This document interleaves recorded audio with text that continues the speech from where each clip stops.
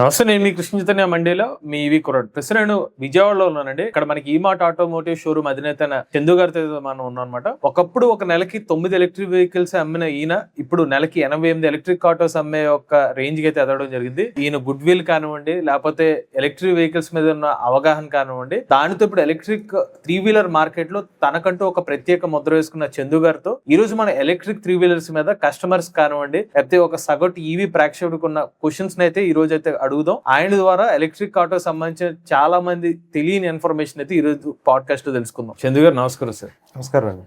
Sir, నేను ఒక basic question తో స్టార్ట్ చేస్తాను. ఇవాళ ఆంధ్రప్రదేశ్ లో ఎలక్ట్రిక్ ఆటో యొక్క అడాప్షన్ కి బిగ్గెస్ట్ రోడ్ బ్లాక్ ఏంటి? అది కస్టమర్ యొక్క ఆలోచన విధానమా, లేకపోతే ఫైనాన్సా, లేకపోతే ఛార్జింగ్ ఇన్ఫ్రాస్ట్రక్చర్? దీంట్లో మీరు అడిగిన దాంట్లో రెండు ఉన్నాయండి. ఒకటి మేజర్ ఛార్జింగ్ ఇన్ఫ్రాస్ట్రక్చర్. చాలా మందికి అద్దెంట్లో ఉంటున్నారు, ఇరుకుల్లో ఉంటున్నారు, అంటే ఇరుకు సందుల్లో ఉంటున్నారు. కొంతమంది ఈ మధ్యన అవగాహన అనేది ఖచ్చితంగా పెరిగిందండి. ఎలక్ట్రిక్ వెహికల్ తీసుకుంటే ఆటోస్ తోలుకునే వాళ్ళకి 16 నుంచి 18 వేలు డీజిల్ ఖర్చులు కానీ సిఎన్జి ఖర్చులు కానీ మిగులుతున్నాయని అవగాహన పెరిగింది. అడాప్ట్ చేయకపోవడానికి మీరు అడిగిన 3 కారణాల్లో 2 ఉన్నాయండి. ఒకటి మేజర్ ఛార్జింగ్ ఇన్ఫ్రాస్ట్రక్చర్ అనేది లేకపోవడం. ఛార్జింగ్ ఇన్ఫ్రాస్ట్రక్చర్ లేకపోవడం అంటే ఇప్పుడు చిన్న చిన్న సందుల్లో ఉంటున్నారండి, వాళ్ళకి సిఎన్జి బండి డీజిల్ బండి ఉంటుంది. వాళ్ళు ఏం చేస్తారంటే రోజంతా తిప్పుకుంటారు, ఏ ఫ్లైఓవర్ కిందో మెయిన్ రోడ్ మీదో సందుల్లోనో సర్వీస్ రోడ్లోనో పెట్టుకుని ఇంటి దగ్గరికి వెళ్తారు. ఎందుకంటే ఇంటి బయట పార్కింగ్ చేయడానికి కూడా చాలా మంది ప్లేసులు లేవు. కొంతమంది అద్దెల్లో ఉంటున్నారు, 4th ఫ్లోర్ 5th ఫ్లోర్ లో చిన్న చిన్న ఇరుకు విద్దుల్లో. హౌస్ ఓనర్స్ ఒప్పుకోట్లు, మాకు కరెంట్ బిల్లు పెరిగితే మాకు పథకాలు పోతాయి, ఈ రకరకాల అలా ఇన్హిబిషన్స్ తో అది యాటిట్యూడ్ లో కూడా వస్తుంది. 2 అన్అవైలబిలిటీ ఆఫ్ ఛార్జింగ్ ఇన్ఫ్రాలో కూడా వస్తుంది. సో దీనివల్ల అడాప్షన్ అనేది రావాల్సినంతగా రావట్లేదు. రెండోది ఫైనాన్స్ ఆప్షన్స్ కూడా వన్ ఆఫ్ ది రీజన్ అండి, కీ రీజన్. ఇప్పుడు ఈ మధ్యన మెల్లిమెల్లిగా షార్ట్ అవుట్ అవుతున్నాయండి. లైక్ ఇదివరకు 2023-24 వరకు బ్యాంక్స్ ఎలక్ట్రిక్ 3-వీలర్స్ కి ఆటోలకు చేసేవారు కాదు. ఈ మధ్యన అన్ని నేషనలైజ్డ్ బ్యాంక్స్ ముద్ర లోన్స్ చేస్తున్నాయి. ప్లస్ ప్రైవేట్ ఫైనాన్సెస్ ఇదివరకు ఎలక్ట్రిక్ వెహికల్ అంటే ఏంటో మనకు తెలియదు, ఎన్ని రోజులు నడుస్తుంది, కొత్తగా ఉన్న దానికి మనం ఫైనాన్స్ చేసి ఆగిపోతే మనం ఎలాగా చేసుకుంటాం అని చెప్పి ఎక్కువ మంది ప్రైవేట్ ఫైనాన్సెస్ కూడా చేసేవారు కాదు ఫైనాన్స్ ఎలక్ట్రిక్ వెహికల్స్. ఇప్పుడు అది కూడా మారిందండి. మెల్లిమెల్లిగా అందరూ ఒకళ్ళ తర్వాత ఒకళ్ళు రావడం మొదలెట్టారు, ఫైనాన్స్ చేస్తున్నారు. ఎందుకంటే వాళ్ళకి బ్యాంకుల వాళ్ళకి కానీ వీళ్ళకి కానీ వాళ్ళకి కూడా ఇదే అవగాహన వచ్చింది. మామూలు డీజిల్ బండి తోలుకునేవాడు నెలకు ఒక 50,000 సంపాదించి ఓ 25-30 వేలు డీజిల్ కని దేనికని మెయింటెనెన్స్ కని ఖర్చు తీసేస్తున్నాడు. 25,000 అతనికి మిగులుతుంది, దాంట్లోంచి ఈఎంఐ కట్టుకోవాలి. అదే ఎలక్ట్రిక్ వెహికల్కి వచ్చేసరికి 2 నుంచి 3 వేలు, 2,000 నుంచి 2,500 ఖర్చు అవుతుంది కరెంట్ బిల్కి. సో 50,000 సంపాదించిన ఆటో డ్రైవర్ 2,500 ఖర్చు అయింది. మళ్ళీ మెయింటెనెన్స్ మహా అయితే 500 నుంచి ఖర్చు అవుతుంది, 3,000 ఖర్చు అయింది, 47,000 మిగులుతుంది. దాంట్లోంచి ఈఎంఐలు కట్టుకోగలుగుతారని అవగాహన ఫైనాన్సెస్ కూడా వచ్చింది. సో అందుకని బ్యాంక్స్ కూడా ముందుకు వస్తున్నాయి. తర్వాత వీళ్ళు కూడా ప్రైవేట్ ఫైనాన్సెస్ కూడా ముందుకు వచ్చి ఇప్పుడు మెల్లిమెల్లిగా ఒక్కొక్కళ్ళు వస్తున్నారండి. మార్పు అనేది గత 6-8 నెలలుగా బాగా చేంజ్ అయింది. ఇంకోటి మీరు అడిగింది అవగాహన లోపం, అంటే వాళ్ళు సరిగా అర్థం చేసుకోకపోవడం వల్ల అది కొద్దిగా ఉంటుందండి. లైక్ ఇందాక నేను చెప్పినట్టు కొంతమంది పథకాలు పోతాయి అనుకుంటున్నారు. అమ్మో ఎలక్ట్రిసిటీ బిల్లు పెరిగితే మాకు పథకాలు పోతాయి ఇవన్నీ. కానీ వాళ్ళు ఆలోచించింది ఏంటంటే పథకాలు అయితే ఏం పోవండి, అందరికి పోయినా వాళ్ళకి పథకాలు వచ్చే ఏడాదికి మహా అయితే అన్ని రకాల పథకాలు కలిపి గవర్నమెంట్ నుంచి వచ్చేయి 40,000 నుంచి 50,000. కానీ వీళ్ళకి 20,000 నెలకి వీళ్ళు వేస్ట్ చేస్తారు డీజిల్ ఖర్చు పెట్టి. వాళ్ళు ఏడాదికి ఒకసారి వచ్చే 40,000కి నిజంగా పోయినాయి అనుకున్నా, పోకుండా ఎలా చేయాలో కూడా తర్వాత మనం డిస్కస్ చేసుకుందాం. ఈ 40,000 పోతాయేమో ఏడాదికి ఒకసారి వచ్చాయని ఆలోచన చేస్తున్నారు తప్ప నెలకి 20,000 నేను అదనంగా ఖర్చు పెడుతున్నాను అంటే ఏడాదికి 2.5 లక్షలు, 5 ఏళ్ళకి వచ్చేసరికి 10 లక్షల దగ్గర నేను అదనంగా ఖర్చు పెడుతున్నాను అనేది ఆలోచన. ఇక ఎలక్ట్రిక్ ఆటో కొందామని మీ దగ్గరికి వచ్చిన కస్టమర్ చివరి నిమిషంలో ఆలోచన మార్చుకోవడానికి ప్రధాన కారణం ఏమో ఉంటుంది? ఇదేనండి, ఇందాక నేను చెప్పినట్టు ఆలోచన మార్చుకోవడానికి మన దగ్గర వచ్చిన వాళ్ళు కాదు, ఎలక్ట్రిక్ వెహికల్ కొందాం అనుకుంటున్నా. నా దగ్గరకు వచ్చిన వాళ్ళు మాక్సిమం అందరూ 99% మంది కొనుక్కుంటున్నారండి వెహికల్స్. మన దగ్గరకు వచ్చి ఆలోచన మార్చుకుని వెళ్ళేవాళ్ళు ఎవరు లేరు. ఎందుకంటే నేను కానీ మా టీం కానీ అన్ని వాళ్ళకున్న అనుమానాలు అన్ని కూడా కులంకుశంగా అన్ని ఎక్స్ప్లెయిన్ చేస్తారు. జనరల్ గా ఎందుకు మార్చుకుంటారు? జనరల్ గా ఆటో డ్రైవర్స్ ఎలక్ట్రిక్ కొనుక్కున్నాను వెనక్కి వెళ్ళిపోవడానికి ఇదేనండి. మళ్ళీ నేను ఛార్జింగ్ ఎక్కడ పెట్టుకోవాలి, ఎప్పుడన్నా దగ్గర బుక్ ఎక్కడికన్నా వేరే ఊర్లు వెళ్ళాల్సి వచ్చింది, నేను ఎక్కడ ఛార్జింగ్ పెట్టుకుంటాను. 2 నాకు ప్రాబ్లం వచ్చింది, వీళ్ళేమో లాక్ రమ్మంటారు, సర్వీస్ సెంటర్ కి రమ్మంటారు, 10 రోజులు 15 రోజులు 20 రోజులు టైం పట్టేస్తుంది. మళ్ళీ 2 రోజులు బండి ఆగిపోతే నేను సంపాదించేది అలాగా, నా ఫ్యామిలీని పోషించేది అలాగానే ఆలోచన మీద. ఈ 2 మెయిన్ కారణాలు. ఛార్జింగ్ ఎక్కడ పెట్టుకోవాలి దూరాలు వెళ్ళాలంటే రెండు, బండి ఎప్పుడన్నా నిజంగా ఏమైనా ప్రాబ్లం వచ్చిందంటే ఎవరు చేస్తారు, ఎన్ని రోజుల్లో చేస్తారు. ఈ రెండు కారణాల చేత ఎలక్ట్రిక్ వెహికల్ తీసుకుందాం అనుకున్న కొంతమంది వెనకడుగు వేయడానికి ఈ రెండు మెయిన్ కారణాలు. ఇక ఎలక్ట్రిక్ ఆటో మార్కెట్ ప్రెసెంట్ చూసుకున్నట్లయితే డిమాండ్ అనేది ఎక్కువ ఫ్లీట్ ఓనర్స్ నుంచి వస్తుందా, లేకపోతే ఇండివిజువల్ బయర్స్ నుంచి వస్తుందా? ఇండివిజువల్ బైక్స్ నుంచి వస్తుంది. అది మీరు మామూలు సిఎన్జి డీజిల్ బళ్ళు తీసుకున్నా, ఐస్ వెహికల్స్ తీసుకున్నా, ఫ్లీట్ ఓనర్స్ ఎవరు ఉంటారంటే కార్గో వెహికల్స్ నడిపేవారు. ఇండివిజువల్ ఓనర్స్ అంటే ప్యాసింజర్ వెహికల్స్ నడిపేవారు. మామూలు మీరు జనరిక్ ఆటో మార్కెట్ చూసుకుంటే 87% ప్యాసింజర్ వెహికల్స్ సేల్ అవుతాయండి. 13% మటుకే కార్గో వెహికల్స్ సేల్ అవుతాయి అన్ని కేటగిరీస్ లో, సిఎన్జి డీజిల్ అన్నిటిలో. సో ఓవరాల్ గా మనకి డిమాండ్ చూసుకున్నా మనకి ఇండివిజువల్ ఓనర్స్ ఎవరైతే ఉంటారో వాళ్ళే ఎక్కువ మంది ఉంటారండి ఆటో ఫీల్డ్ లో. ఈవీలో కూడా అదే జరుగుతుంది. ఈవీలో కూడా అదే జరుగుతుంది. ఇక మీ ప్రొజెక్షన్ ప్రకారం వచ్చే 5 సంవత్సరాల్లో కమర్షియల్ ఆటోస్ ఏదైతే రిజిస్టర్ అవబోతున్నాయో వాటిలో ఎంత శాతం ఎలక్ట్రిక్ ఆటోస్ వచ్చే అవకాశం ఉందని అనుకుంటున్నారు? ఈ క్వశ్చన్ కి ఆన్సర్ చెప్పే ముందండి ప్రస్తుతం ఎంతలో ఉందో అని కూడా చెప్తాను నేను. ఇండియా పరంగా చూసుకుంటే 3 వీలర్స్ కమర్షియల్ సెగ్మెంట్ లో 3 వీలర్స్ ఏవైతే రిజిస్టర్ అవుతున్నాయో అరౌండ్ 15 to 18% ఉందండి ఎలక్ట్రిక్. మిగిలిన సిఎన్జి డీజిల్, ఎల్పిజి, పెట్రోల్ ఇవన్నీ ఉన్నాయి. అదే మన ఆంధ్రప్రదేశ్ పరంగా చూసుకుంటే అరౌండ్ 12 to 14%, 12 to 13% మధ్యలో ఉందండి మనకి ఈవీ అడాప్షన్ 3 వీలర్స్ లో. ఇది ప్రస్తుతం ఉన్న రేంజ్. ఇది రానున్న 1 year, 1.5 year లో ఎట్లు లేదనుకున్నా 40 to 50% కి నెక్స్ట్ 1 year లో రీచ్ అవుతాయి. అంటే 100 బళ్ళు రిజిస్టర్ అవుతున్నాయి అంటే 40 బళ్ళు ఎలక్ట్రిక్ వెళ్తాయి. ఇది ఎందుకు మేము ప్రొజెక్షన్ చెప్తుంది, నేను చెప్పేదే కాదు, ఇండస్ట్రీ యొక్క అంచనాలు కూడా ఇవే. ఎందుకంటే ఇండస్ట్రీ అంచనాల ప్రకారం మార్కెట్ నుంచి వచ్చే డిమాండ్ ప్రకారమే మన ప్రొడక్షన్ ఉంటుంది. ఈవెన్ ప్రొడక్షన్ కూడా ఈ ఎలక్ట్రికల్ వెహికల్స్ మామూలుగా ఆటో మ్యానుఫ్యాక్చర్స్ అందరూ కూడా ప్రొడక్షన్ దీని పరంగా అప్గ్రేడ్ చేసుకుంటున్నారు. నెక్స్ట్ 2027 ఆగస్ట్ కల్లా అట్లీస్ట్ 50% ప్రొడక్షన్ ఎలక్ట్రిక్ లోకి వెళ్ళిపోతుంది అన్ని కంపెనీస్, మనే కాదు. ఎందుకంటే కస్టమర్ల నుంచి వచ్చే డిమాండ్ అలాగుంది. ఓ పక్కన ఆ డిమాండ్ కారణం కూడా మనకి ఒక పక్కన డీజిల్ రేట్లు, సిఎన్జి రేట్లు అన్ని పెరుగుతా వెళ్తున్నాయండి. అప్పుడప్పుడు మనకి వార్ కారణంగా కొన్ని చోట్ల ఇబ్బందులు వచ్చి 2 గంటలు, 3 గంటలు, 4 గంటలు వెయిట్ చేసిన టైంలు కూడా ఉన్నాయి మెట్రోపాలిటన్ సిటీస్ లో కొన్ని ఊర్లలో. అదొకటి కాకుండా సిఎన్జి చూసుకుంటే సిఎన్జి ఇప్పటికీ కూడా పీక్ అవర్స్ లో లైన్లు నిలబడుతున్నారు సిఎన్జి బంకులు బయట. 1 hour, 1.5 hour, 2 hours దాకా కూడా కొన్ని ఏరియాస్ లో నిలబడాల్సి వస్తుంది. మనకి ఫాజిల్ ఫ్యూల్స్ ఇవన్నీ తగ్గుతా వెళ్తున్నాయి డే బై డే. 2 రేట్లు పెరుగుతా వెళ్తున్నాయి. సంపాదన మటుకు అంతే ఉంది, సంపాదన ఏం పెరగట్లేదు ఎవరిది కూడా. సో మీ అంచనా ప్రకారం అంటే ఒక 5 సంవత్సరాల తర్వాత అంటే 80% కూడా రీచ్ అవుద్ది అనుకుంటారా? అయిపోతుంది. 5 సంవత్సరాల దాకా కూడా వెళ్ళక్కర్లేదండి. యాక్చువల్ గా సెంట్రల్ గవర్నమెంట్ ఒక మ్యాండేట్ ఇచ్చింది, కానీ అది ఎక్స్టెండ్ చేస్తారంటున్నారు. 2027 ఆగస్ట్ నుంచి 75% of the vehicles manufacture 3 wheeler specifically should be electric. ఇది ఆల్రెడీ మ్యానుఫ్యాక్చర్స్ అందరికి నోటీస్ ఇచ్చున్నారు, కానీ అది ఇంకో 1 year or 2 years ఎక్స్టెండ్ అవ్వచ్చు. ఎందుకంటే ఆల్రెడీ వీళ్ళు BS6 మీద దీని మీద ఇన్వెస్ట్ చేసి ఉన్నారు. అంత తొందరగా మారడానికి వీళ్ళందరూ ఒప్పుకోకపోవచ్చు. సో అట్లీస్ట్ కమింగ్ 1 year లోనే మీకు 40% టచ్ అయిపోద్ది ఎలక్ట్రిక్ 3 వీలర్స్ ప్రొడక్షన్ కానీ సేల్ కానీ. నెక్స్ట్ మీరు ఒక 5 years రేంజ్ కాకుండా మీకు ఒక 3 years లో అరౌండ్ 60-70% వచ్చేస్తుంది electric 3 wheeler production and sales. మీ అంచనా ప్రకారం ఫాస్ట్ ఛార్జింగ్ అనేది బిజినెస్ అడ్వాంటేజా లేకపోతే కేవలం ఒక మార్కెటింగ్ ఫీచరా? బిజినెస్ అడ్వాంటేజ్ అండి. అది బిజినెస్ అడ్వాంటేజ్ ఎవరికి? కస్టమర్స్ కి. నేను అమ్మేది కమర్షియల్ వెహికల్స్, ఆటోస్, 3 వీలర్స్ నా దగ్గర ఎవరు కొనుక్కున్నా పర్సనల్ యూజ్ కి వాడేది తక్కువ. అన్లెస్ కార్గో కస్టమర్స్ వాడినా వాళ్ళు బిజినెస్ కి వాడుకుంటారు. కంప్లీట్ కమర్షియల్ పర్పస్ లో వెహికల్స్ రన్ అవుతున్నప్పుడు కస్టమర్స్ యొక్క బిజినెస్ కి ఫాస్ట్ ఛార్జింగ్ అనేది చాలా ఉపయోగపడుతుంది. ఎలా ఉపయోగపడుతుంది అంటే టర్న్ అరౌండ్ టైం తగ్గుద్ది. పర్ కిలోమీటర్ వాళ్ళకి ఇప్పుడు ఓలా, ఊబర్, ర్యాపిడోలో మీరు తీసుకున్నా మీకు అక్కడ ఏముంటది, పర్ కిలోమీటర్ ఎంత టైం ఉంది దాన్ని బట్టి మీకు కస్టమర్స్ అనేది డబ్బులు ఎర్న్ చేస్తారు. అలా ఎర్న్ చేస్తున్నప్పుడు అంటే ఎంత కిలోమీటర్లు తిరిగి కస్టమర్లు ఎక్కించుకుని తిరిగితే అంత సంపాదన వీళ్ళకి వస్తుంది. ఛార్జింగ్ కోసం ఇప్పుడు ఏదన్నా ఇబ్బంది వచ్చిందండి, రాత్రి కరెంటే పోయింది ఇంటి దగ్గర, ఛార్జింగ్ పెట్టలేదు మనోడు, అప్పుడు ఏం చేస్తాడు? పొద్దున్నంత ఖాళీగా కూర్చుంటాడా? కూర్చోలేడు కదా. లేదు 50% ఛార్జింగ్ తిరుగుదాం అనుకుంటాడు అంటే ఆ రోజు 50% సంపాదించుకోండి. అదే ఫాస్ట్ ఛార్జింగ్ ఉందనుకోండి, గబుకుని మనకి ఛార్జింగ్ స్టేషన్స్ మనవి ఉన్నాయి. ఇందాక నేను చెప్పినట్టు ఓలావి, కెజామ్వి, బోల్టర్ ఛార్జింగ్ స్టేషన్స్ టైప్ 6 ఎక్కడ ఉన్నాయి అన్ని చోట్ల మనం ఇంటిగ్రేట్ అవుతాయి. ఎక్కడ కావాలంటే అక్కడ ఛార్జింగ్ పెట్టుకుని తొందరగా మళ్ళీ సంపాదన అనేది మళ్ళీ మొదలవుద్ది. సో మార్కెటింగ్ టాక్టిక్స్ అయితే కాదండి ఇది.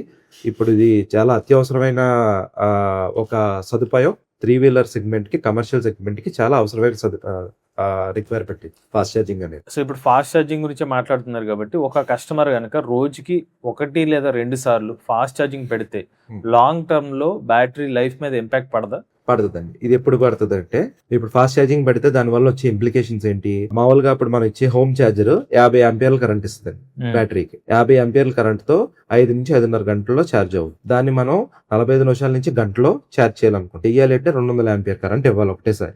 200 ఆంపియర్ కరెంట్ ఇచ్చినప్పుడు సెల్స్ అనేవి హీట్ అవుతాయి. హీట్ అయిన సెల్స్ ని కూలింగ్ చేయడానికి సరైన కూలింగ్ టెక్నాలజీ లేకపోతే దాని యొక్క ప్రభావం అనేది సెల్స్ యొక్క లైఫ్ మీద పడుతుంది. సరైన కూలింగ్ టెక్నాలజీ లేని బ్యాటరీస్ కి ఫాస్ట్ ఛార్జింగ్ పెడితే కనుక మీరు అన్నట్టు లైఫ్ అనేది తగ్గుద్ది. అలా కాకుండా మనం ఇచ్చే బ్యాటరీస్ లో బ్యాక్సీ వెహికల్స్ లో లిక్విడ్ కూలింగ్ టెక్నాలజీ ఉంది బ్యాటరీస్ అన్నిటికీ, అండ్ అల్యూమినియం కేసింగ్ ఉంది, హీ అండ్ సర్క్యులేషన్ ఉంది. కూలెంట్ అంతా సెల్స్ మీద మొత్తం సర్క్యులేట్ అవుతూ ఉంటది. ఎప్పుడైతే ఇదంతా కరెక్ట్ గా ఇంటిగ్రేట్ అయ్యిందో, సో ఫాస్ట్ ఛార్జింగ్ రోజుకి 2 సార్లు కాదు 3 సార్లు కాదు 10 సార్లు పెట్టుకున్నా లైఫ్ లో ఎటువంటి ప్రాబ్లం రాదండి. మెయిన్ బ్యాటరీ యొక్క లైఫ్ ని డిసైడ్ చేసేది హీట్ అండి. ఏ సెల్స్ అయితే ఎక్కువ హీట్ అవుతాయో అవి తొందరగా పాడవుతూ ఉంటాయి. అలా కాకుండా అన్ని సెల్స్ యూనిఫామ్ టెంపరేచర్ లో మెయింటైన్ అవుతా రన్ అవుతున్నాయి అంటే దాని లైఫ్ బాగుంటది, ఎటువంటి ప్రాబ్లం రాదు. దీనికి ఒక ఎగ్జాంపుల్ కూడా నేను చెప్తాను కావాలంటే. మీరు బెంగళూరు కానీ లేకపోతే ఢిల్లీ కానీ ఒకసారి ఎక్స్పోనెంట్ అని సెర్చ్ చేయండి. ఎక్స్పోనెంట్ ఎనర్జీ అనేవాళ్ళు తక్కువ కిలోమీటర్స్ వెళ్తుంది, 100 కిలోమీటర్స్ వెళ్తుంది వెహికల్. 3 వీలర్స్ కి బ్యాటరీస్ తయారు చేశారండి. 100 కిలోమీటర్స్, కాకపోతే ఛార్జింగ్ టైం ఇన్ 15 మినిట్స్, 15 నిమిషాలు. బెంగళూరు లో మీరు చూసుకుంటే ప్రతి 3-4 కిలోమీటర్లకు ఒక ఎక్స్పోనెంట్ ఛార్జర్ ఉంది. అక్కడ డ్రైవర్స్ ఏం చేస్తున్నారు? 3 వీలర్ డ్రైవర్స్ 100 కిలోమీటర్లు తిరుగుతున్నారు, మళ్ళీ టీ తాగే టైంలో మళ్ళీ ఛార్జింగ్ పెట్టుకుంటున్నారు. అంటే రోజుకి 2 నుంచి 3 సార్లు పెడుతున్నారు. మీరు అడిగిన క్వశ్చన్. కానీ వాళ్ళు కూడా 5 ఏళ్ళు లేక 2 లక్షల కిలోమీటర్లు వారంటీ ఇస్తున్నారు. ఎందుకు? వాళ్ళ దగ్గర కూడా సేమ్ టెక్నాలజీ ఉంది, liquid cooling technology. Cooling technology correct గా ఉంది అంటే ఎటువంటి ఇబ్బంది రాదండి. దానివల్ల ఇప్పుడు మీరు చూసుకుంటే ఫాస్ట్ ఛార్జింగ్ అనేది 2 వీలర్స్ లో మాక్సిమం అన్ని బళ్ళకి ఉంది. ఇప్పుడు ఓలాకు ఉంది, ఎథర్కి ఉంది, సింపుల్ ఎనర్జీకి ఉంది, అల్ట్రా వైలెట్ కి ఉంది. సో మేజర్ కంపెనీస్ కి అన్నిటికీ, హీరో విడాకి ఉంది. సో అన్నిటికీ ఉంది. అలాగే 4 వీలర్స్ అన్నిటికీ ఉంది. Not even single vehicle, not even single 4 wheeler fast charging లేకుండా లేదు. సో ఎటొచ్చి కొంతమంది ఇది మభ్య పెట్టే ఇదేనండి. ఎవరి దగ్గర అయితే 3 వీలర్స్ లోనే ఫాస్ట్ ఛార్జింగ్ అనేది చాలా మంది ఇంప్లిమెంట్ చేయలేదు ఇప్పుడు. ఎందుకంటే ఫాస్ట్ ఛార్జింగ్ ఇంప్లిమెంట్ చేయాలంటే డబ్బుతో కూడుకుని పని. ఇక ఇప్పుడు ఆంధ్రప్రదేశ్ విషయానికి వస్తే, ఆంధ్రప్రదేశ్ లో ఛార్జింగ్ స్టేషన్ ఎకో సిస్టమ్ ని వేగంగా అభివృద్ధి చేయించాలంటే ప్రస్తుతం ఉన్న ఏ సమస్యను ముందుగా పరిష్కరించాలి? ఎలక్ట్రిసిటీ బోర్డు సమస్యలు అండి మెయిన్. ఎందుకంటే మనకి ఫాస్ట్ ఛార్జింగ్ నెట్వర్క్ కావాలి అంటే 3 ఫేజ్ కనెక్షన్ ఉండాలి. 3 ఫేజ్ కనెక్షన్ ఉండాలి అంటే మళ్ళీ ఎలక్ట్రిసిటీ బోర్డుకి మనం వెళ్తున్నాం, అప్లై చేస్తున్నాం. మేమే ఇప్పుడు మా షోరూమ్స్ దగ్గర అరౌండ్ 18 to 19 ఫాస్ట్ ఛార్జర్స్ మేము ఇన్స్టాల్ చేస్తాం. అవి కాకుండా బయట ఉన్నాయి, బోల్ట్ ఎర్త్ అవి కొన్ని ఉన్నాయి. నెక్స్ట్ ఇప్పుడు మెయిన్ ప్రాబ్లం వచ్చేసి ఏమవుతుంది అంటే, ఎలక్ట్రిసిటీ బోర్డు లో తొందరగా పర్మిషన్స్ రావట్లా, మీటర్స్ తొందరగా రావట్లా. మీటర్ లేకుండా, కనెక్షన్ లేకుండా ఫాస్ట్ ఛార్జర్స్ మనం పెట్టలేం. అది one of the main key bottleneck. Fast charger ఎక్కువ ఇన్స్టాల్ చేయలేకపోవడం. 2 ప్లేసెస్ సరిగా ఇవ్వకపోవడం. ఇవాళ రోజున ఇవన్నీ మంచి రిక్వైర్మెంట్ ఉంది, అందరూ జనాలకు ఉపయోగపడుతుంది. నేను ఇందాక చెప్పినట్టు చాలా మంది ఇళ్ళ దగ్గర ఛార్జింగ్ పెట్టుకునే అవకాశం లేని వాళ్ళు బోల్డ్ మంది ఉన్నారు. సరైన ప్లేసెస్ మనకి దొరకక ఎక్కడ పెట్టాలి, ఎవరు పెట్టించుకుంటారు? ఇప్పుడు అన్ని ప్లేస్లు మనం కొనలేము కదండి ఛార్జింగ్ స్టేషన్, కానీ మరి చిన్న చిన్న ప్లేస్లు అద్దెలకి ఎవరికి ఎవరు. దీనికోసం ఒకటి ఆంధ్రప్రదేశ్ గవర్నమెంట్ యొక్క ఎలక్ట్రిక్ మొబిలిటీ పాలసీ 4.1 అనేది లాంచ్ అయింది. దీంట్లో ఏం చెప్తున్నారంటే, government places, public places, bus stands, parks, వీటిలో ఇప్పుడు ప్లేసెస్ అలోకేట్ చేస్తారంటారు. ఆంధ్ర గవర్నమెంట్ అలోకేట్ చేసి ఒక 3 వీలర్ ఛార్జింగ్ స్టేషన్ 2 ఆటోస్ పెట్టుకునేలాగా కావాలంటే ఒక 350 to 400 స్క్వేర్ ఫీట్ ఏరియా ఉంటే సరిపోతుందండి ఎక్కడైనా. దానికి ఆంధ్రప్రదేశ్ గవర్నమెంట్ ఇప్పుడు ఏమేం చెప్తుందంటే, మేము ల్యాండ్ ఇస్తాం, పబ్లిక్ ప్లేసెస్ లో ల్యాండ్ కొద్దిగా అలోకేట్ చేస్తాం, దాంట్లో మీటర్ పెట్టుకోవడానికి అవకాశం ఇస్తాం, రెంట్ కూడా per square feet 1 rupee pay చేయించాం. అంటే 350 స్క్వేర్ ఫీట్ కి మంత్ కి 350 రూపీస్ పే చేస్తే చాలు, ప్లేస్ ఇస్తామని చెప్పి పాలసీ అయితే డిజైన్ చేసింది ఆంధ్ర గవర్నమెంట్. అది గ్రౌండ్ లెవెల్ లో ఇంప్లిమెంటేషన్ అవ్వట్లేదు. చాలా మందికి డిపార్ట్మెంట్ వాళ్ళకి అసలు అలాంటి ఒక జీవో ఉందని, ఒక పాలసీ ఉందని కూడా తెలియదు. మేము ఈ ప్రపోజల్ పట్టుకుని యాక్చువల్ గా ఏపీఎస్ఆర్టీసీకి వెళ్ళాం. సార్ ఇలాగా మాకు ప్లేసెస్ ఇవ్వండి, ఆటో డ్రైవర్స్ కోసం మేము ఛార్జింగ్ స్టేషన్స్ ఇన్స్టాల్ చేస్తాం, మీకు రెంట్ కూడా పే చేస్తాం అని చెప్తే, అలా కుదరదని చెప్పారు. ఎందుకు కుదరదండి అంటే, అలా ఇవ్వరండి, దానికి ఆస్కారం లేదన్నారు. తర్వాత ఈ జియో కాపీ తీసి చూపి అది ఉందని కూడా వాళ్ళకి తెలియదు. సరే మేము చూస్తాం, ప్రయత్నిస్తాం అంటున్నారు, ఎక్స్టెండ్ చేస్తున్నారు. సో మెయిన్ 2 కారణాలు. ఒకటి, ప్లేస్ ఎక్కడ పెడతాం, ప్లేస్ దొరకట్లేదు. 2, మనమే ఏదన్నా ఇప్పుడు మా షోరూమ్స్ దగ్గర, మా సర్వీస్ సెంటర్స్ దగ్గర, లేకపోతే కొన్ని పిలిగ్రిమ్ సెంటర్స్ ఉన్నాయి, లైక్ అన్నవరం అని, ద్వారకాతిరుమల అని, మోపిదేవ్ అని, ఇలా కొన్ని పిలిగ్రిమ్ సెంటర్స్ ఉన్నాయి. పిలిగ్రిమ్ సెంటర్స్ లో మా షోరూమ్ లేకపోయినా మేము ఛార్జింగ్ స్టేషన్ పెడుతున్నాం, కస్టమర్స్ కి ఉపయోగపడాలి. అలాంటి చోట్ల ఏం చేస్తున్నాం, మేమే ఇంక రెంట్కి తీసేసుకుంటాం ఒక ప్లేస్. Complete place Okay. తీసుకుని రెంట్ కూడా బేర్ చేసుకుంటా పెట్టాల్సి వస్తుంది. సో ఇది మెయిన్ అక్కడ పెట్టాల్సి వచ్చిన మీటర్ అప్లై చేశాక రావడానికి చాలా డిలే అయిపోతుంది. 2 months 3 months మీటర్ అప్లై చేయడానికి 60,000 70,000 ఖర్చు పెట్టినా తర్వాత ఆ మీటర్ ఇన్స్టాల్ చేయడానికి 3 months 4 months తెప్పించుకుంటున్నారు మనం. ఈ రెండు మెయిన్ కారణాలు. ఛార్జింగ్ స్టేషన్స్ కి ఇప్పుడు ఆంధ్ర గవర్నమెంట్ కి నెట్ క్యాప్ అని ఒకటి ఉంటుందండి, new and renewable energy development corporation of Andhra Pradesh. వాళ్ళ దగ్గర కూడా ఈ ప్రపోజల్ అనేది మనం పట్టుకెళ్ళాం. దీని యొక్క అవసరం ఏంటి, ఛార్జింగ్ స్టేషన్స్ ఉంటే జనాలకు ఉపయోగపడితే ఐస్ వెహికల్స్ నుంచి అందరూ కన్వర్ట్ అవుతారో వాళ్ళు ₹1 మిగుల్చుకుంటారని చెప్పి దీని యొక్క అవసరం అనేది కూడా ప్రెజెంటేషన్ లా చేసి వాళ్ళకి తీసుకెళ్లి ఎక్స్ప్లెయిన్ చేసాం. వాళ్ళు పాజిటివ్ గా స్పందించారు. ఇప్పుడు ల్యాండ్స్ అనేవి కూడా ఇప్పుడు రీసెంట్ గా లాస్ట్ మంత్ టెండర్ పిలిచారు. నియర్ అబౌట్ 367 ఛార్జింగ్ స్టేషన్స్ కి ఇప్పుడు టెండర్ పిలిచారు. Andhra government 367 charging stations 3 wheelers 4 wheelers 2 wheelers అన్నిటికి కలిపి ఇప్పుడు ఛార్జింగ్ స్టేషన్స్ పెట్టించిపోతుంది. ల్యాండ్ ఎవరు ఇస్తారు? ల్యాండ్ గవర్నమెంట్ ఇస్తుంది. గవర్నమెంట్ అంటే ఇప్పుడు వీళ్ళు ఐడెంటిఫై చేస్తున్నారు. ఐడెంటిఫై చేసిన లొకేషన్ లో ఇప్పుడు టెండర్ పిలిచారు. టెండర్ పాడుకుని బయట సిపిఓస్ ఉంటారు, ఛార్జింగ్ పాయింట్ ఆపరేటర్స్, వాళ్ళు ఇన్స్టాల్ చేయొచ్చు. ఓకే. సో నెక్స్ట్ 1 year లో మీకు ఎట్లేదన్నా మీకు ఎవ్రీ హైవే మీద అయితే గవర్నమెంట్ ఆంధ్రప్రదేశ్ గవర్నమెంట్ యొక్క ఆస్పిరేషన్ ఎవ్రీ 30 kilometers ఒక ఛార్జింగ్ స్టేషన్ ఉండాలి హైవే మీద. ప్లస్ మేజర్ సిటీస్ లో every 3/3 kilometer square with in 2 years లో జరగబోతుంది. విత్ ఇన్ 1.5 2 years లోపలనే జరగబోతుంది. ఆల్రెడీ మీరు దానికి ఫస్ట్ స్టెప్ కూడా తీసుకున్న ఆంధ్ర గవర్నమెంట్ 367 ఛార్జింగ్ స్టేషన్స్ కి ఆల్రెడీ టెండర్ పిలిచేసారు. ఓకే. సో ఈ టెండర్ అలొకేట్ అయ్యి నెక్స్ట్ నేను చెప్పినట్టు మీటర్స్ అలొకేట్ అయ్యి ల్యాండ్ అలొకేట్ అయ్యి ఇన్స్టాలేషన్ అవడానికి మేబీ ఒక 6-7 నెలలు 1 సంవత్సరం లోపు లేట్ టైం పట్టొచ్చు. కానీ 1.5 year లో ఇదంతా జరగబోతుంది. సో ఇప్పుడు ఎలక్ట్రిక్ వెహికల్ సంబంధించిన ఛార్జింగ్ స్టేషన్ మనం ఒక బిజినెస్ గా చూస్తే ఇది భవిష్యత్తులో ఆటో డీలర్షిప్ తో సమానంగా ఎదిగే బిజినెస్ గా మారే అవకాశం ఉందా? ఇది బిజినెస్ గా చూసుకుంటే అండి దీని ఒక్కదానికి ఎవరు పెట్టరండి. ఆటోకి ఒక్కదానికి ఛార్జింగ్ స్టేషన్ చాలా తక్కువ మంది పెడతారు. 2 wheelers కి 3 wheelers కి 4 wheelers కి కలిపి పెట్టుకుంటే ఇది కంప్లీట్ ఒక బిజినెస్ మోడల్ అండి. ఇది మీరు చూసుకుంటే దీన్ని బ్రేక్ ఈవెన్ టైమ్ ఓన్లీ ఇప్పుడు ఛార్జెస్ మనం పెట్టామండి, ఒక 5 ఛార్జెస్ పెట్టాం సే ఒక లొకేషన్. ఛార్జింగ్ బిజినెస్ అనేది సక్సెస్ అవడానికి అట్మోస్ట్ ఇంపార్టెంట్ లొకేషన్ అండి. లొకేషన్ చాలా ఇంపార్టెంట్. కరెక్ట్ లొకేషన్ లో పెట్టి కరెక్ట్ పీపుల్ ఎంగేజ్మెంట్ కి ఏమైనా ఆప్షన్స్ ఉన్నాయి అక్కడ అంటే 100% సక్సెస్ బిజినెస్ పరంగా. ఎందుకంటే ఇప్పుడు మీరు చూస్తే పెట్రోల్ బంక్స్ లో కూడా కార్స్ కి ఛార్జింగ్ స్టేషన్స్ పెడుతున్నారు. కానీ పెట్రోల్ బంక్ లో ఛార్జింగ్ స్టేషన్స్ ఎప్పుడు ఖాళీగానే ఉంటాయి. ఇంకెక్కడ చుట్టుపక్కల ఏవి లేవు, ఇంకా అదే నాకు దిక్కు అంటే తప్ప ఎవరు పెట్రోల్ బంక్ వెళ్ళి ఛార్జింగ్ పెట్టుకోవట్లా. ఎందుకంటే పెట్రోల్ బంక్ వెళ్ళి ఛార్జింగ్ పెట్టాలన్నా ఇలాంటి ఛార్జింగ్ స్టేషన్ దగ్గర ఛార్జింగ్ పెట్టాలన్నా 40 నిమిషాల నుంచి 60 నిమిషాలు 1 గంట వరకు వెయిట్ చేయాల్సి వస్తుందండి కస్టమర్. సో వాళ్ళు ఎక్కడైతే ఇప్పుడు నేను టైం స్పెండ్ చేయగలను 1 గంట సేపు అంటే ఒక డాబా బయట రెస్టారెంట్ బయట ఛార్జర్లు ఉన్నాయి, సరే 1 గంట నేను వెహికల్ ఆపి ఆటో అవనివ్వండి కార్ అవనివ్వండి 2 wheeler అవనివ్వండి నేను ఆపి అక్కడ ఏమైనా తినే లోపు ఛార్జ్ అవుద్ది అనుకుంటే అక్కడ పెడుతున్నారు ఛార్జింగ్. లేదంటే ఏదన్నా ఒక ఫుడ్ స్టాల్స్ కానీ కెఫ్టేరియాస్ కానీ లేకపోతే కిడ్స్ ప్లే ఏరియాస్ కానీ ఇలాంటి ఏరియాస్ అంటే ఎంగేజ్మెంట్ కి ఏదన్నా ఒక ఆప్షన్ ఉన్న దగ్గర ఛార్జింగ్ స్టేషన్స్ పెడితే కనుక 100% సక్సెస్ ఉంది. ఇప్పుడు సేఫ్ 4 ఛార్జెస్ పెట్టాం, 4 ఛార్జెస్ కి పెట్టాక దాంట్లో ఓన్లీ మనం 35% to 40% యూటిలైజేషన్ ఉందనుకోండి. అంటే రోజుకి 24 గంటలు 8 గంటలే ఛార్జెస్ వాడారు అనుకుంది. 35% 40% యూటిలైజేషన్ తో 1.5 year లో బ్రేక్ ఎవర్. ఎంతైతే మనం ఇన్వెస్ట్మెంట్ చేస్తున్నామో 1.5 year లో బ్రేక్ ఎవర్ అయిపోతుంది. ఓకే. కానీ మనం చూసుకోవాల్సింది ప్రాపర్ లొకేషన్. ఎక్కడ మంచి లొకేషన్ లో పెడితే జనాలు ఆగుతారు, అంటే ఈవీస్ ఎక్కడ మూవ్ అవుతున్నాయి. 2 ఛార్జింగ్ పెట్టుకున్న వాళ్ళకి వాళ్ళు ఎంగేజ్ చేసే ఆప్షన్స్ ఏమున్నాయి మన దగ్గర. ఈ 2 కనుక కరెక్ట్ గా చూసుకుంటే 100% సక్సెస్ పడాలండి. ప్రతి ఆటో స్టాండ్ లో ఒక ఫాస్ట్ ఛార్జర్ ఉండే స్థాయికి ఎదగాలంటే మనకి ఎంత టైం పడుతుంది? అలా పెట్టడానికి ఏం అడ్డంకులు ఉన్నాయి, వాటికి పరిష్కారం ఏంటి? ఇందాక మీరు చూస్తుంటే బయట LEVCC 6.4 kilowatt చూపించాను. అవును, నేను ఇందాక చెప్పింది first major hiccup charging station ప్రతి చోట పెట్టడానికి కనెక్షన్స్ రావడానికి లేట్ అవుతుంది చెప్పారు. 3 phase కనెక్షన్ అయితే చాలా లేట్ అవుతుంది. సో దానివల్ల మనం సింగిల్ ఫేస్ కనెక్షన్ తీసుకుని స్టిల్ 45 minutes లో కాకపోయినా 2 hours 2.5 hours లోపు ఛార్జ్ అయ్యేలాగా మన పరిష్కారం చూడడానికి ఛార్జర్ అనేది మనం ఆల్రెడీ తీసుకొచ్చాం, టెస్టింగ్ చేసాం. లాస్ట్ 20 రోజుల నుంచి నడుస్తుంది. 2 గంటల 15 నిమిషాల్లో మనకి ఆటో అనేది ఫుల్ ఛార్జ్ అవుతుంది.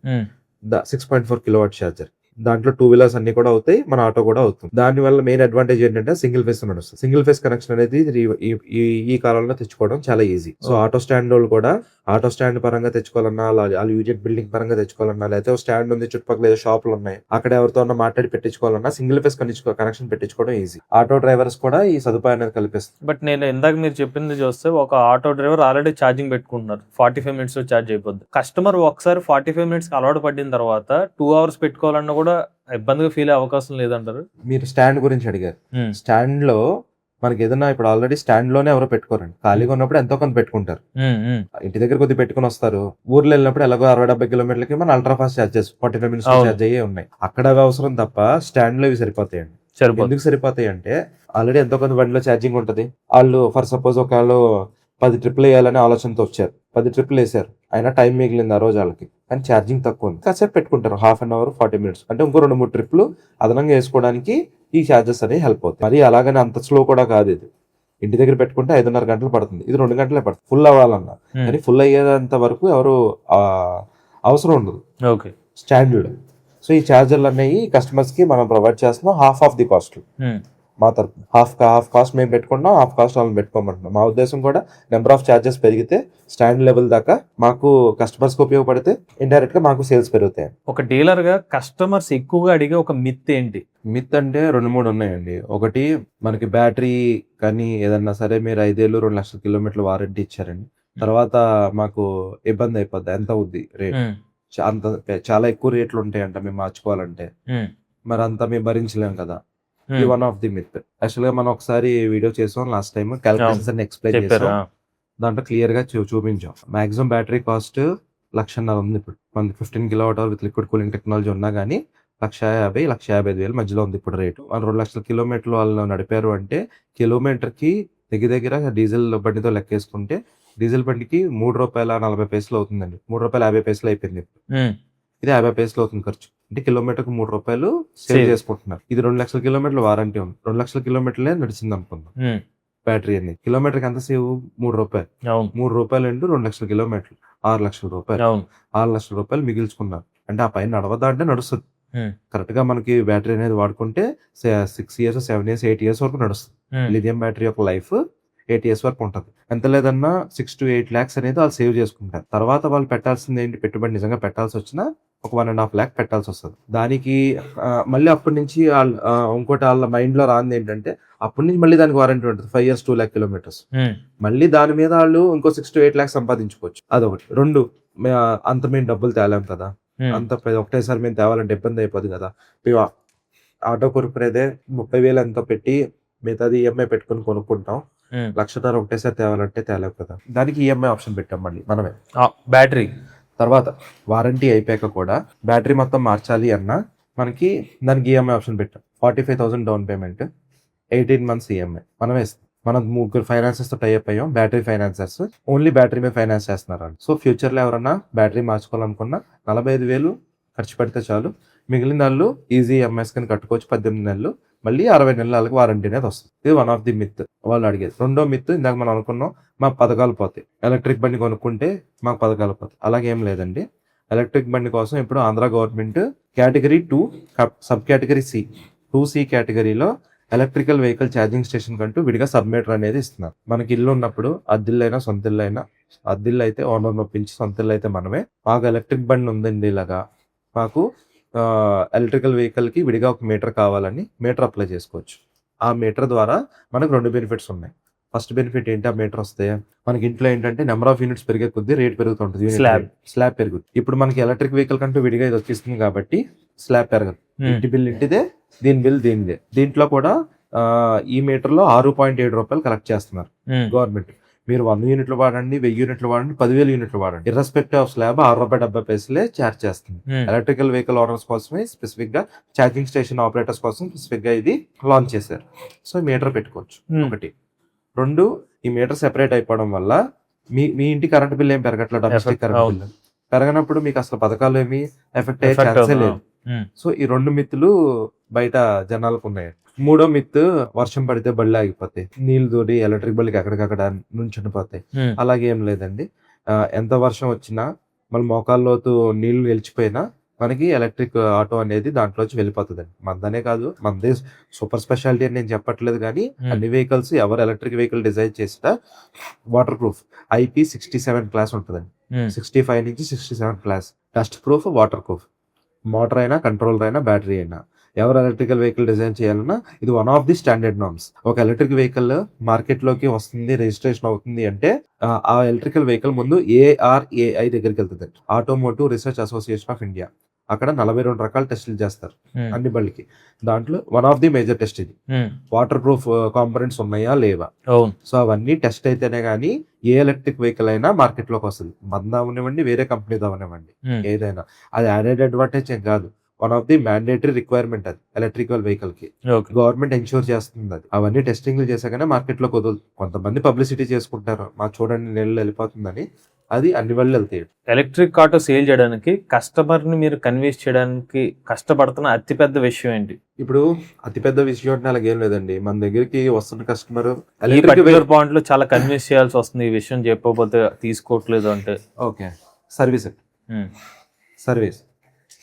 కన్విన్స్ చేయడం లేదు, సర్వీస్ మనం చేయగలం అని చెప్పి కాన్ఫిడెన్స్ ఉంటే ఎవరైనా తీసుకుంటారు.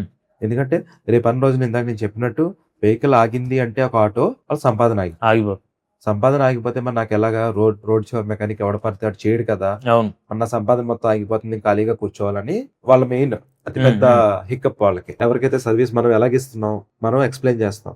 తర్వాత మన దగ్గర వెహికల్స్ ఎవరైతే కస్టమర్స్ కొనుక్కున్నారో వాళ్ళని మన సర్వీస్ గురించి కనుక్కోమంటాం. మామూలుగా నేను ఇచ్చిన నెంబర్లే కనుక్కోక్కర్లేదండి.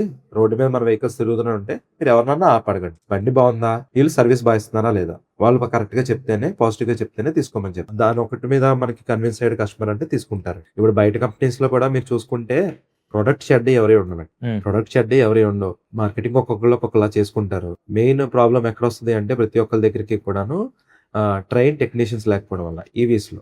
ఓకే, చెడ్డ ప్రోడక్ట్ ఎవరు ఏ కంపెనీ తయారు చేయదు, కానీ ఆ వెహికల్ సేల్ చేశాక డీలర్ నెట్వర్క్ లో డీలర్ కి ఐడియా ఉండాలి ఎలక్ట్రికల్ వెహికల్ ఏంటి, దాంట్లో ఏం కాంపోనెంట్స్ ఉంటాయి, ఏం ప్రాబ్లమ్స్ వస్తాయి, ఏం ప్రాబ్లమ్ వస్తే ఏం చేయాలి. డీలర్ సరే ఐడియా లేదు, సర్వీస్ మేనేజర్ కి, సర్వీస్ టెక్నీషియన్స్ కి ఐడియా ఉండాలి. కానీ ఇవాళ రోజున మెయిన్ ప్రాబ్లం ఏంటంటే ఎంత పెద్ద బ్రాండ్స్ అయినా, లైక్ ఓలా ఎగ్జాంపుల్ మీరు తీసుకోండి. ఓలా బండి మంచి బండి, అది మార్కెట్ లో సేల్స్ డ్రాప్ అవడానికి మెయిన్ రీజన్ సర్వీస్ సరిగ్గా ఇవ్వలేకపోయారు. బండి ఎంత మంచిదైనా, ఎంత పెద్ద కంపెనీ అయినా, కస్టమర్ అనేవాళ్ళు ఇవాళ రోజున ఎలక్ట్రిక్ వెహికల్స్ కొనుక్కునే వాళ్ళు చూడాల్సింది ఆ బండి ప్రాబ్లం వస్తే చేయగలిగే కెపాసిటీ అమ్మిన వాళ్ళ దగ్గర ఉందా లేదా, లైక్ డీలర్ దగ్గర ఉందా లేదా, డీలర్ దగ్గర ఎంతమంది ట్రైన్ టెక్నీషియన్స్ ఉన్నారు, అండ్ దానికి రిపేర్ కావాల్సిన స్పేర్ పార్ట్స్ వీళ్ళు మెయింటైన్ చేస్తున్నారా, మెయింటైన్ చేయట్లేదా, ఇది ఖచ్చితంగా చూసుకుని డెసిషన్ తీసుకోవాలి ఎవరైనా. దీంట్లో మనం అందుకే ఎక్కడైనా కానీ నా 18 షోరూమ్లో మేము ట్రైన్ టెక్నీషియన్స్ పెట్టి ఎలక్ట్రికల్ పరంగా,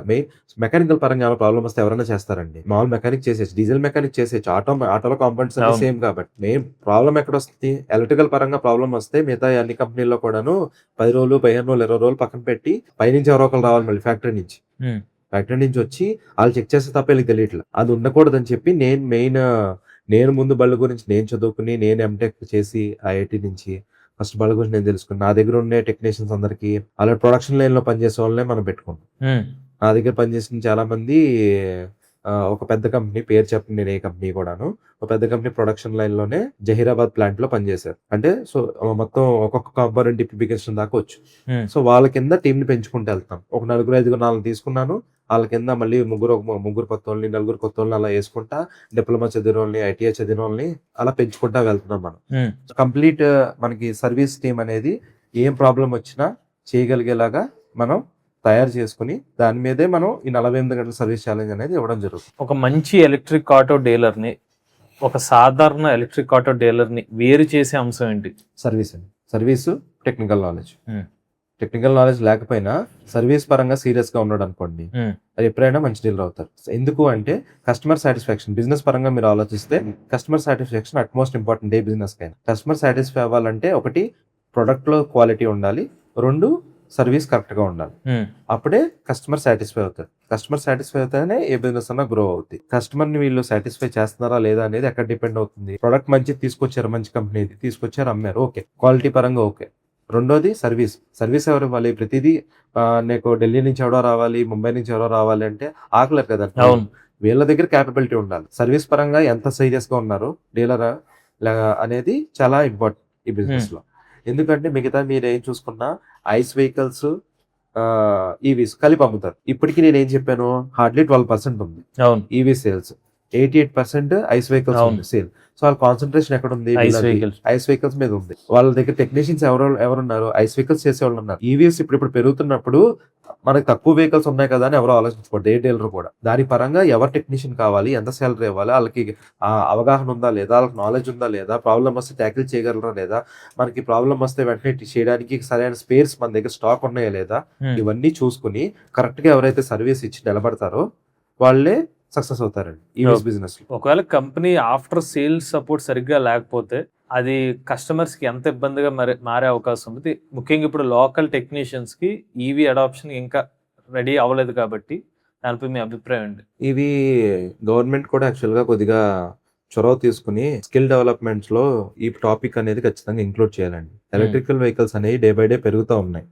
మీరు అన్నట్టు నిజంగా దీని గురించి అవగాహన ఉన్న వాళ్ళు చాలా తక్కువ మంది ఉన్నారు. నా పరంగా నేను చూసుకుంటున్నాను, నా 18 షోరూమ్ లో కరెక్ట్ సర్వీస్ పర్సన్స్ ఉన్నారా అన్ని నేను చూసుకుంటున్నాను. అలాగే మిగతా వాళ్ళు కూడా చూసుకోవడానికి అందరికి ఇంత ఇంట్రెస్ట్ ఉండొచ్చు ఉండకపోవచ్చు, కానీ రెడీగా అవైలబుల్ గా మనుషులు ఉన్నారు అనుకోండి, ఈ పని తెలిసిన వాళ్ళు ఎవరైనా హైర్ చేసుకోవడానికి కూడా ఉంటుంది. ఇది one of the bottle neck అండి ఇప్పుడు, మేజర్ రిక్వైర్మెంట్ కూడా. ఈవీస్ 2 వీలర్స్ అవనివ్వండి, 3 వీలర్స్ అవనివ్వండి, 4 వీలర్స్ అవనివ్వండి, అన్ని పెరుగుతున్నాయి ఇప్పుడు మార్కెట్ లో. స్కిల్ డెవలప్మెంట్ చేసుకుంటే ఐటీఐ ఎలక్ట్రికల్ చదివిన వాళ్ళు కానీ, మెకానికల్ చదివిన వాళ్ళు కానీ వాళ్ళకి హెల్ప్ అవుద్ది.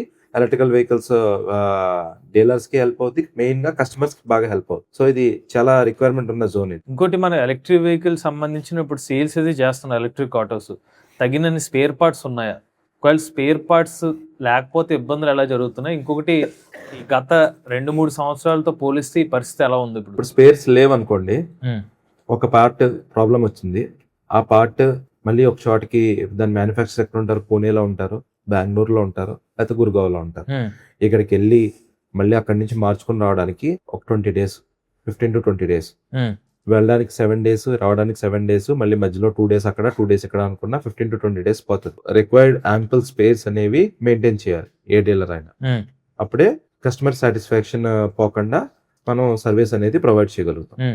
సో దానికోసం మనం మా ఎగ్జాంపులే మేము చూసుకుంటే విజయవాడ, వైజాగ్ మెయిన్ హబ్స్ కింద తీసుకుని 35 lakhs స్పేర్స్ మేము ఇక్కడ మెయింటైన్ చేసుకుంటున్నాం. అంటే మోటరే పోయినా, గేర్ బాక్స్ పోయినా అన్ని మనం ఇక్కడ మెయింటైన్ చేసుకుంటున్నాం, రిలేట్ అవ్వకూడదు. అలాగే మిగతా ఎవరైనా కానీ 2 వీలర్స్ వాళ్ళైనా 3 వీలర్స్ వాళ్ళైనా డీలర్స్ ఖచ్చితంగా స్పేర్స్, ఒక ఆటోలో ఒక ఫర్ ఎగ్జాంపుల్ ఒక 25 స్పేర్స్ ఉన్నాయి అనుకోండి, మెయిన్గా మెకానికల్ స్పేర్స్ అయితే దొరికేస్తాయండి. ఎలక్ట్రికల్ స్పేర్స్ ఒక 15 ఎన్నో ఉంటాయి, 10-15 ఉంటాయి. ఆ 10-15 అట్లీస్ట్ ఒక 20-30 ఆటోలకి సరిపడా స్పేర్స్ ఎవరు పడితే వాళ్ళు మెయింటైన్ చేసుకోవాలి. ఈ బిజినెస్ లో మోటార్ ఎఫిషియన్సీనా లేకపోతే బ్యాటరీ క్వాలిటీనా, రెండిట్లో ఏది ముఖ్యం? మోటార్ ఎఫిషియన్సీతో ఏం డిపెండ్ అవుతుందంటే 2 విషయాలు డిపెండ్ అవుతాయండి. ఒకటి ఎంత లోడ్ లాగుతుంది, 2 రేంజ్ ఎంత వస్తుంది. రేంజ్ కూడా మోటార్ మీద బాగా డిపెండ్ అయి ఉంటుంది. ఎందుకంటే ఎఫిషియన్సీ అన్నారు మీరు, ఎఫిషియన్సీ కరెక్ట్ గా లేదు, సో ఏమవుద్ది, లాసెస్ ఎక్కువ ఉంటాయి.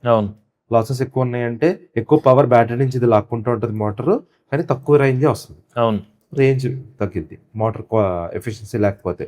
2 మోటార్ ఎఫిషియెంట్ గా లేకపోతే రిక్వైర్డ్ లోడ్ డిస్సాటిస్ఫై అవుతాడు. ఏంట్రా నేను అంటే వీళ్ళందరూ ఎవరంటే మనకి 3 వీలర్స్ చూసుకుంటే డీజిల్ ఇంజిన్స్ నడిపొచ్చిన వాళ్ళు, సిఎన్జి ఇంజిన్ నడిపొచ్చిన వాళ్ళు, అవి గేర్ల మీద ఎంత పడితే అంత లాగేస్తాం. సో అదే ఎక్స్పెక్టేషన్ దీంట్లో ఉంటుంది, అది మ్యాచ్ చేయగలగాలి.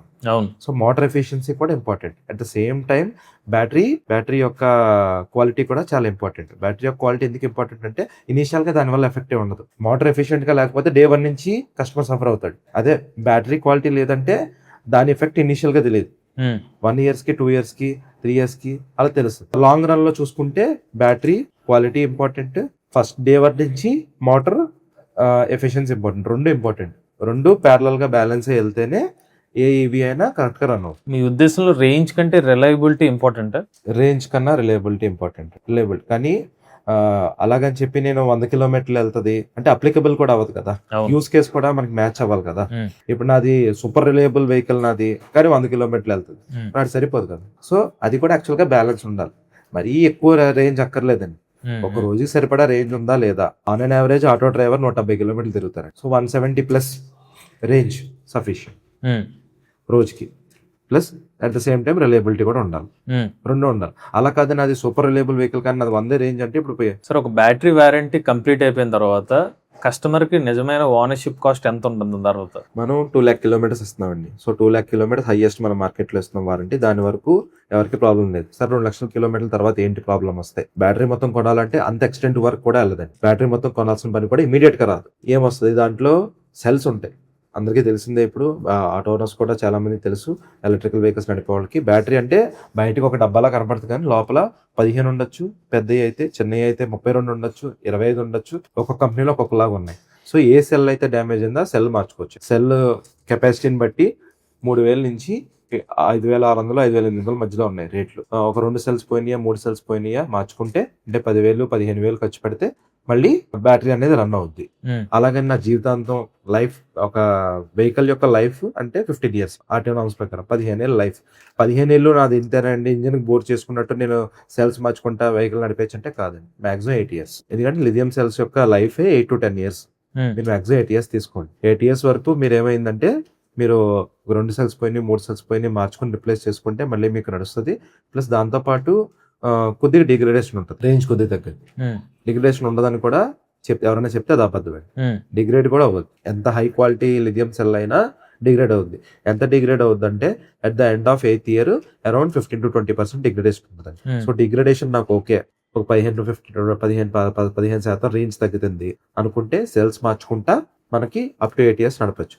8 years తర్వాత ఏంటండి నాకు మరి ఎలాగ పరిస్థితి అంటే కొనుక్కోవాలి బ్యాటరీ అనేది. ఎంత ఓనర్షిప్ కాస్ట్? ఓనర్షిప్ కాస్ట్ నేను చెప్పాను 1.5 lakhs దాకా ఉంటుంది 15 kWh. స్టాండర్డ్ గా మీకు చెప్పాలంటే అండి మార్కెట్, ఇవాళ మార్కెట్ kWh 10,000 అండి. ఎంత kWh బ్యాటరీ అయితే అన్ని 10,000. Simple calculation. మనది 15 kWh కాబట్టి 1,50,000 మన బ్యాటరీ కాస్ట్. అది ఇమీడియట్ గా 2 లక్షల కిలోమీటర్లకు 5 ఏళ్ళు అయినట్టు అక్కర్లేదు, 7-8 years తర్వాత మార్చుకోవాల్సి వస్తుంది. ఇంకోటి సాఫ్ట్వేర్ అప్గ్రేడ్స్ కూడా ఎలక్ట్రిక్ ఆటో యొక్క పర్ఫార్మెన్స్ ని డిసైడ్ చేస్తాయండి. ఖచ్చితంగా చేస్తాయి. ఎందుకంటే సాఫ్ట్వేర్ అప్గ్రేడ్స్ లో చాలా పారామీటర్స్ మనకి లైక్ ఇందాక చెప్పాను, మనది 12.5 kilowatt motor. So which is capable of taking load current up to 220 ampere. కానీ మన వాళ్ళు లాక్ చేస్తారు. 100 లో లాక్ చేశారా, 130 లో లాక్ చేశారా, 150 ampere లో లాక్ చేశారా. సో లాకింగ్ ఉంటుంది. లాకింగ్ ఎక్కడ చేస్తారు? సాఫ్ట్వేర్ లో చేస్తారు. స్పీడ్ కూడా జనరల్ గా ఈ మోటార్స్ అన్ని 80-90 స్పీడ్ కేపబుల్ అండి. కానీ గవర్నమెంట్ నార్మ్స్ 45. సో కొంతమంది సిటీ మోడ్ లో 40 పెడుతున్నారు, 50-55 దాకా వదులుతున్నారు బూస్ట్ మోడ్ లో. స్పీడ్ వేరీ అయినా మళ్ళీ మీకు పెర్ఫార్మెన్స్ ఇవన్నీ మారుతాయి, రేంజ్ మారుద్ది, పికప్ మారుద్ది, అన్ని మారుతాయి. కరెంట్, మోటార్ యొక్క కరెంట్ మారినా మీకు ఇవన్నీ పారామీటర్స్ అన్ని మారుతాయి. సో ఇవన్నీ ఎక్కడ మార్చుతాయి? Software updates. సాఫ్ట్వేర్ అప్డేట్స్ లోనే మనకి ఏమైనా ఒక చిన్న ఇష్యూ వస్తుంది, కస్టమర్ ఏమైనా ఫేస్ చేస్తున్నారంటే ఫీడ్బ్యాక్ తీసుకుంటారు. ఏ కంపెనీ అయినా ఫీడ్బ్యాక్ తీసుకుని దాంట్లో కరెక్షన్ చేసి సాఫ్ట్వేర్ లో అప్గ్రేడ్ కి పిలుస్తారు. అప్గ్రేడ్ కి పిలిచినప్పుడు పారామీటర్స్ అన్ని చేంజ్ అవుతున్నాయి కాబట్టి కంప్లీట్ గా దాని పెర్ఫార్మెన్స్ లో కూడా వేరియేషన్ వస్తుంది. సో మీరు మీ ద్వారా కూడా ఫ్రాంచైజీస్ ఇస్తున్నారు కాబట్టి ఒక ఎలక్ట్రిక్ ఆటో ఫ్రాంచైజీ బిజినెస్ లో సక్సెస్ ని డిఫైన్ చేసేది ఏంటి? సేల్సా, సర్వీసా, charging infrastructure? Second third points అండి. అట్ మోస్ట్ ప్రయారిటీ సర్వీస్, తర్వాత ఛార్జింగ్ ఇన్ఫ్రాస్ట్రక్చర్. ఇవి ఉంటే సేల్స్ ఆటోమేటిక్ గా వస్తుంది. సర్వీస్ మనం కరెక్ట్ గా చేస్తున్నామా, కస్టమర్ సాటిస్ఫైగా ఉన్నాడా, ఎటు వెళ్ళినా మనకి అతను ఛార్జింగ్ పెట్టుకోవడానికి అవకాశం మనం కల్పించామా, దాంట్లో సాటిస్ఫై ఉన్నాడా. తర్వాత ఈ రెండు కరెక్ట్ గా ఉంటే సేల్స్ గురించి పెద్ద పుష్ చేయాల్సిన అవసరం లేదు ఎవరు కూడా. మనమనే కాదు, ఎవరైనా ఎలక్ట్రిక్ వెహికల్స్ లో కస్టమర్ కి రిక్వైర్మెంట్స్ ఏంటి, నీడ్స్ ఏంటి, అవి ఫుల్ఫిల్ అయినాయి, ఏ బిజినెస్ అనేది సక్సెస్ అవుతుంది. దాంట్లో అట్మోస్ట్ ప్రయారిటీ సర్వీస్, తర్వాత ఛార్జింగ్ ఇన్ఫ్రాస్ట్రక్చర్. ఈ రెండు చూసుకుంటే ఆటోమేటిక్ గా సేల్స్ ఫాలో అవుతుంది. ఒక టైర్ 2 సిటీలో ఎలక్ట్రిక్ ఆటో బిజినెస్ ఎంత వరకు ఒక సస్టైనబుల్ బిజినెస్ అనొచ్చు? చాలా సస్టైనబుల్ బిజినెస్ అండి. మీకు చూసుకుంటే టైర్ 2 సిటీస్ అండ్ టౌన్స్ లోనే మీకు పెద్ద ఊర్లు ఉన్నాయండి, సిటీ బస్సులు ఉంటాయి ఆప్షన్స్. లేకపోతే ఇక్కడైతే లేవు కానీ మెట్రోస్ ఉంటాయి హైదరాబాద్ ఇలాంటి ఏరియాస్ లో. అలాంటివి చూస్తే టైర్ 2 సిటీస్, టైర్ 3 సిటీస్ ఇవన్నీ ఎలాగేంటంటే సిటీ బస్సులు ఉండవు, వేరే ఆప్షన్స్ ఉండవు. వాళ్ళు ఖచ్చితంగా ఈ అర్బన్ మొబిలిటీ మీదే డిపెండ్ అవ్వాలి. అర్బన్ మొబిలిటీ ఏమున్నాయి ఇప్పుడు ఇవాళ రోజున ఏపీ గవర్నమెంట్, ఏపీ స్టేట్ లో విజయవాడ అన్నా తీసుకోండి, మీరు వైజాగ్ అన్నా తీసుకోండి, ఇవన్నీ tier 2 cities. Tier 2 cities still urban commuting అనేది, జనాల మూవ్మెంట్ అనేది క్యాబ్స్ మీద మూవ్ అవ్వలేదు. Autos, 2 wheelers, Rapido, Ola, Uber లో కూడా మీరు చూసుకుంటే ఎన్ని క్యాబ్స్ కనబడతాయి బయట నుంచి చూడండి. మీ క్యాబ్ బుక్ చేసినా మీకు రావడానికే బోల్డ్ టైం పడుతుంది టైర్ 2 సిటీస్. టైర్ 1 లో మళ్ళీ కంప్లీట్ సినారియో వేరు. టైర్ 1 లో నెంబర్ ఆఫ్ క్యాబ్స్ ఉంటాయి, ఇక్కడ క్యాబ్స్ లేవు. సిటీ బస్ లో ఆప్షన్ తక్కువ, మెట్రోస్ లేవు. సో జనాలందరూ దీని మీద డిపెండ్ అయ్యారు కాబట్టి నెంబర్ ఆఫ్ ఆటోస్ ఎక్కువ ఎవరైతే ఇప్పుడు ఇల్లే కన్వర్ట్ అయ్యేది. డీజిల్ వెహికల్స్, సిఎన్జీ వెహికల్స్ నడుకునే వాళ్ళు నేను ఎలక్ట్రిక్ వెహికల్స్ తీసుకునేది. కొత్తగా వచ్చే డ్రైవర్స్ తక్కువ మంది. సో దీంట్లో డబ్బులు మిగులుతున్నాయి, ఇలా అన్ని బాగున్నాయి అనుకుంటేనే వాళ్ళు కన్వర్ట్ అవుతున్నారు. బాగుంటుంది. Tier 2 cities, tier 3 cities, tier 1 కన్నా బాగుంటుంది. వచ్చే 5 సంవత్సరాల్లో ఎలక్ట్రిక్ ఆటో యొక్క బిజినెస్ గ్రోత్ అనేది సర్వీస్ లో ఉంటుందా, సేల్స్ లో ఉంటుందా? రెండు ఉంటుందండి. సేల్స్ లో మీకు ఇందాక నేను చెప్పాను, ప్రొజెక్షన్స్ హార్డ్లీ 30-40% వెళ్ళిపోతుందండి. నెక్స్ట్ 1-2 years లో 30-40% కి పెనట్రేషన్ వెళ్ళిపోతుంది 3 wheelers లో. కమర్షియల్ సెగ్మెంట్ లో నేను చెప్తున్నా, ఎందుకంటే వాళ్ళు దాన్ని సంపాదించుకుంటాం, దాంట్లో డబ్బులు మిగిల్చుకోవడానికి చాలా ఆస్కారం ఉంది వాళ్ళకి. ఇప్పుడు మామూలుగా ప్యాసింజర్ వెహికల్ కార్ అనుకోండి, కార్ కొనుక్కున్నాను నేను, ఆ రోజు తిరగకపోవచ్చు, నా పని లేకపోతే ఇంట్లోనే పడి ఉంటుంది, నెలలో 1000 kilometers తిరగచ్చు. కమర్షియల్ సెగ్మెంట్ లో అలాగా అది తిరగాలి. ఆటో కొనుక్కున్న వాళ్ళు ఎవరైనా తిరగాలి, తిరిగితేనే వాళ్ళు సంపాదించుకుంటున్నారు. అది ఎలక్ట్రిక్ అవనివ్వండి, లేకపోతే డీజిల్ బండి అవనివ్వండి, వాళ్ళు తిరిగితేనే సంపాదించుకుంటారు. సో డీజిల్ బండిలో ఖర్చు ఎలాగో పెడుతున్నారు. సో దాంట్లో పెనట్రేషన్ ఇంకా ప్యాసింజర్ వెహికల్స్ కన్నా, 2 wheelers కన్నా దీంట్లో పెనట్రేషన్ ఎక్కువ వస్తుంది, తొందరగా వస్తుంది. యాక్చువల్గా సర్వీస్ అనేది కూడా బాగా, ఇప్పుడు సేల్స్ ఇంప్రూవ్ అవుతుంది అనుకోండి, వెహికల్స్ ఈవీస్, సర్వీస్ కూడా ఆటోమేటిక్ గా రిక్వైర్మెంట్ వస్తుంది, నీడ్ వస్తుంది. ఇనిషియల్ గా ఇప్పుడు మనకి వేరే ఏ కంపెనీ అయినా 3 ఏళ్ళు వారంటీ ఇచ్చే, ఈవీఎస్ స్టార్ట్ అయ్యి 2018-19 లో స్టార్ట్ అయింది. So out of warranty vehicles కూడా మార్కెట్ లో చాలా ఉన్నాయి.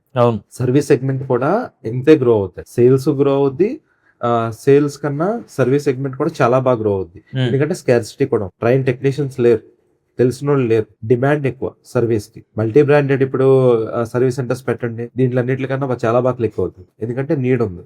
అవుట్ ఆఫ్ వారంటీ వెహికల్స్ చాలా మార్కెట్ లో తిరుగుతున్నాయి. వాళ్ళని ఇప్పుడు స్పేర్స్ కూడా మీకు బయట దొరకవాయి. ఫర్ ఎగ్జాంపుల్ మీకు ఒక ఎగ్జాంపుల్ చెప్తాను. ఒక కంపెనీ యొక్క బ్యాటరీ మొన్న 2024 లో వరదలు వచ్చినాయి విజయవాడలో. వరదలు వచ్చినప్పుడు కొత్త వెహికల్స్ మునిగిపోయినాయి నీళ్ళల్లో. మునిగిపోతే ఆ వెహికల్ ఓనర్స్ తీసుకెళ్లి సర్వీస్ సెంటర్ లో తీసుకెళ్లారు. ఎలక్ట్రిక్ వెహికల్ ఓనర్స్ తీసుకెళ్లి, మాకు ఇది ఇలా మునిగిపోయిందండి, మా బ్యాటరీ పోయిందని ఒకళ్ళు, మా వైరింగ్ హార్నెస్ పోయిందని ఒకళ్ళు తీసుకెళ్తే, ఈ మునిగిపోవడం వల్ల మేమేం చేయలేమని చెప్పారు. దాని బ్యాటరీ కొటేషన్ ఇచ్చారు. ఆ battery capacity 8.5 kWh. Battery quotation 2,20,000 ఇచ్చారు. ఒక కంపెనీ, నేను చెప్పిన పేరు 2,20,000.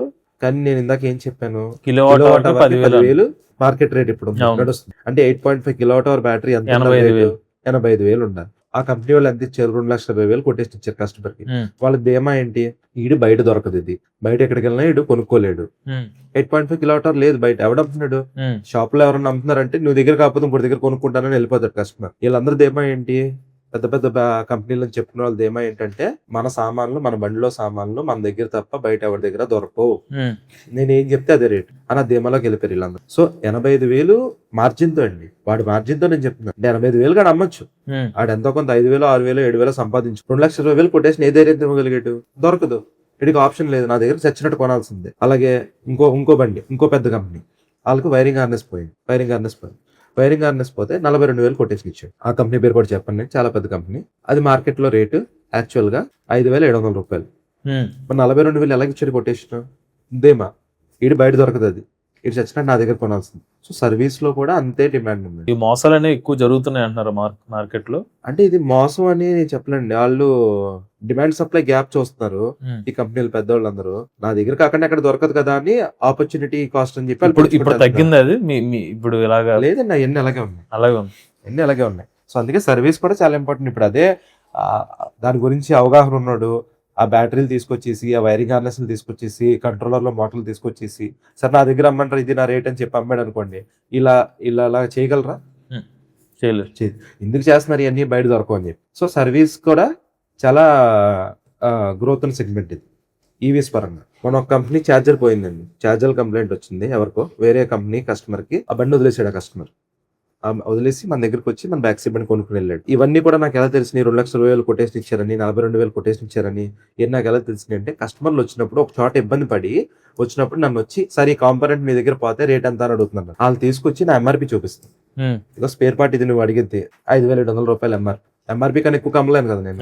సో నా ఎంఆర్పి ఇది. బ్యాటరీ అంతా 1,50,000. ఎందుకు? 15 kWh కాబట్టి, 8.5 కాదు, kWh 10,000. నేను చెప్పేది కాదు, మామూలుగా నెట్ లో సెర్చ్ చేసుకునే ఎవరికన్నా వస్తుంది. ఓపెన్ రేట్ అన్ని దాంట్లో పెద్ద, నేనేమి ఫ్రీగా ఇచ్చేయట్లేదు, దాంట్లో నా మార్జిన్ నాకు ఉంటది, ఎవరి మార్జిన్ వాళ్ళకి ఉంటది, అత్యాసకు పోవట్లేదు అంతే.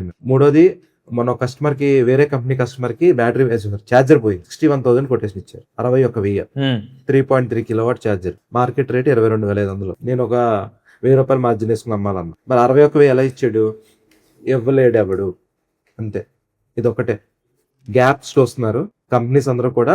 వాళ్ళ ఎంఆర్పీస్ పెంచేశారండి పెద్ద కంపెనీలన్నీ, దోచేస్తున్నారు స్పేస్ లో, ఈవీ స్పేస్ లో. అవి కరెక్ట్ గా పెట్టట్లేదు వాళ్ళు ఎవరు రేట్లు. సో ఎవరైతే దెబ్బతిన్నారో, ఆల్రెడీ వేరే ఈవీస్ వాడి దెబ్బతింటున్నారో ఆ కస్టమర్లు వచ్చి, సార్ నాకు ఇలా అయ్యింది, నాకు ఎంత వేసారు, మీది పార్ట్ ఎంత, మీది పార్ట్ ఎంత అని నన్ను అడుగుతుంటే నాకు తెలుస్తున్నాయి.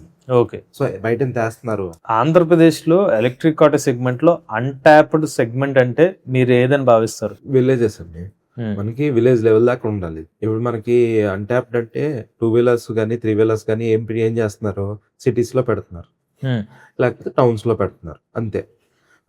అదే మీకు డీజిల్ చూడండి, చిన్న చిన్న విలేజెస్ లో కూడా సేల్ పాయింట్స్, సర్వీస్ పాయింట్స్ రెండు ఉన్నాయి. ఆ లెవెల్ దాకా ఈవీస్ వెళ్ళలేదు. ఇంకా దీంట్లో ఎలాగుంటదంటే అంత రిక్వైర్మెంట్ లేదు కదా, ఎందుకు వెళ్ళాలి అని పెట్టేవాళ్ళు ఆలోచన. మన ఊర్లో లేదు కదా, మనం ఎందుకు కొనాలి కొనేవాళ్ళు ఆలోచన. సో ఇది ఎక్కడో అక్కడ మ్యాచ్ చేస్తేనే ఇది పెరుగుతుందండి. కస్టమర్ మీరు ఎప్పుడైనా ఎలక్ట్రిక్ ఆటో ఇప్పుడు వద్దు అని చెప్పిన సందర్భాలు ఉన్నాయా? నేను చెప్పింది నేనైతే చెప్పలేదండి.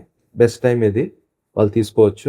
నేను ఇప్పుడు తీసుకోవద్దని ఎవరికి నేనైతే చెప్పలేదు. అందుకే ఇప్పుడు బ్యాక్సీలో సిఎన్జి డీజిల్ వెహికల్స్ బాగుంది సేల్. మా పక్కనే వేరే కంపెనీ ఉంది, వాళ్ళు ఓన్లీ డీజిల్ వెహికల్స్ అమ్ముతున్నారు.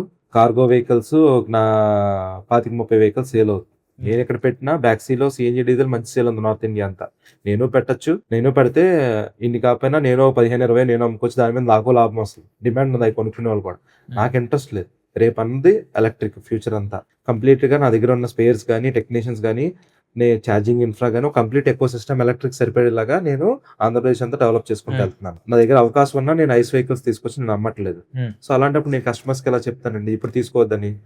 I feel this is the correct time, తీసుకోవాలి ఎవరైనా. మీ అంచనాలని పూర్తిగా మార్చిన కస్టమర్ ఫీడ్బ్యాక్ అనేది ఉందా? ఉందండి.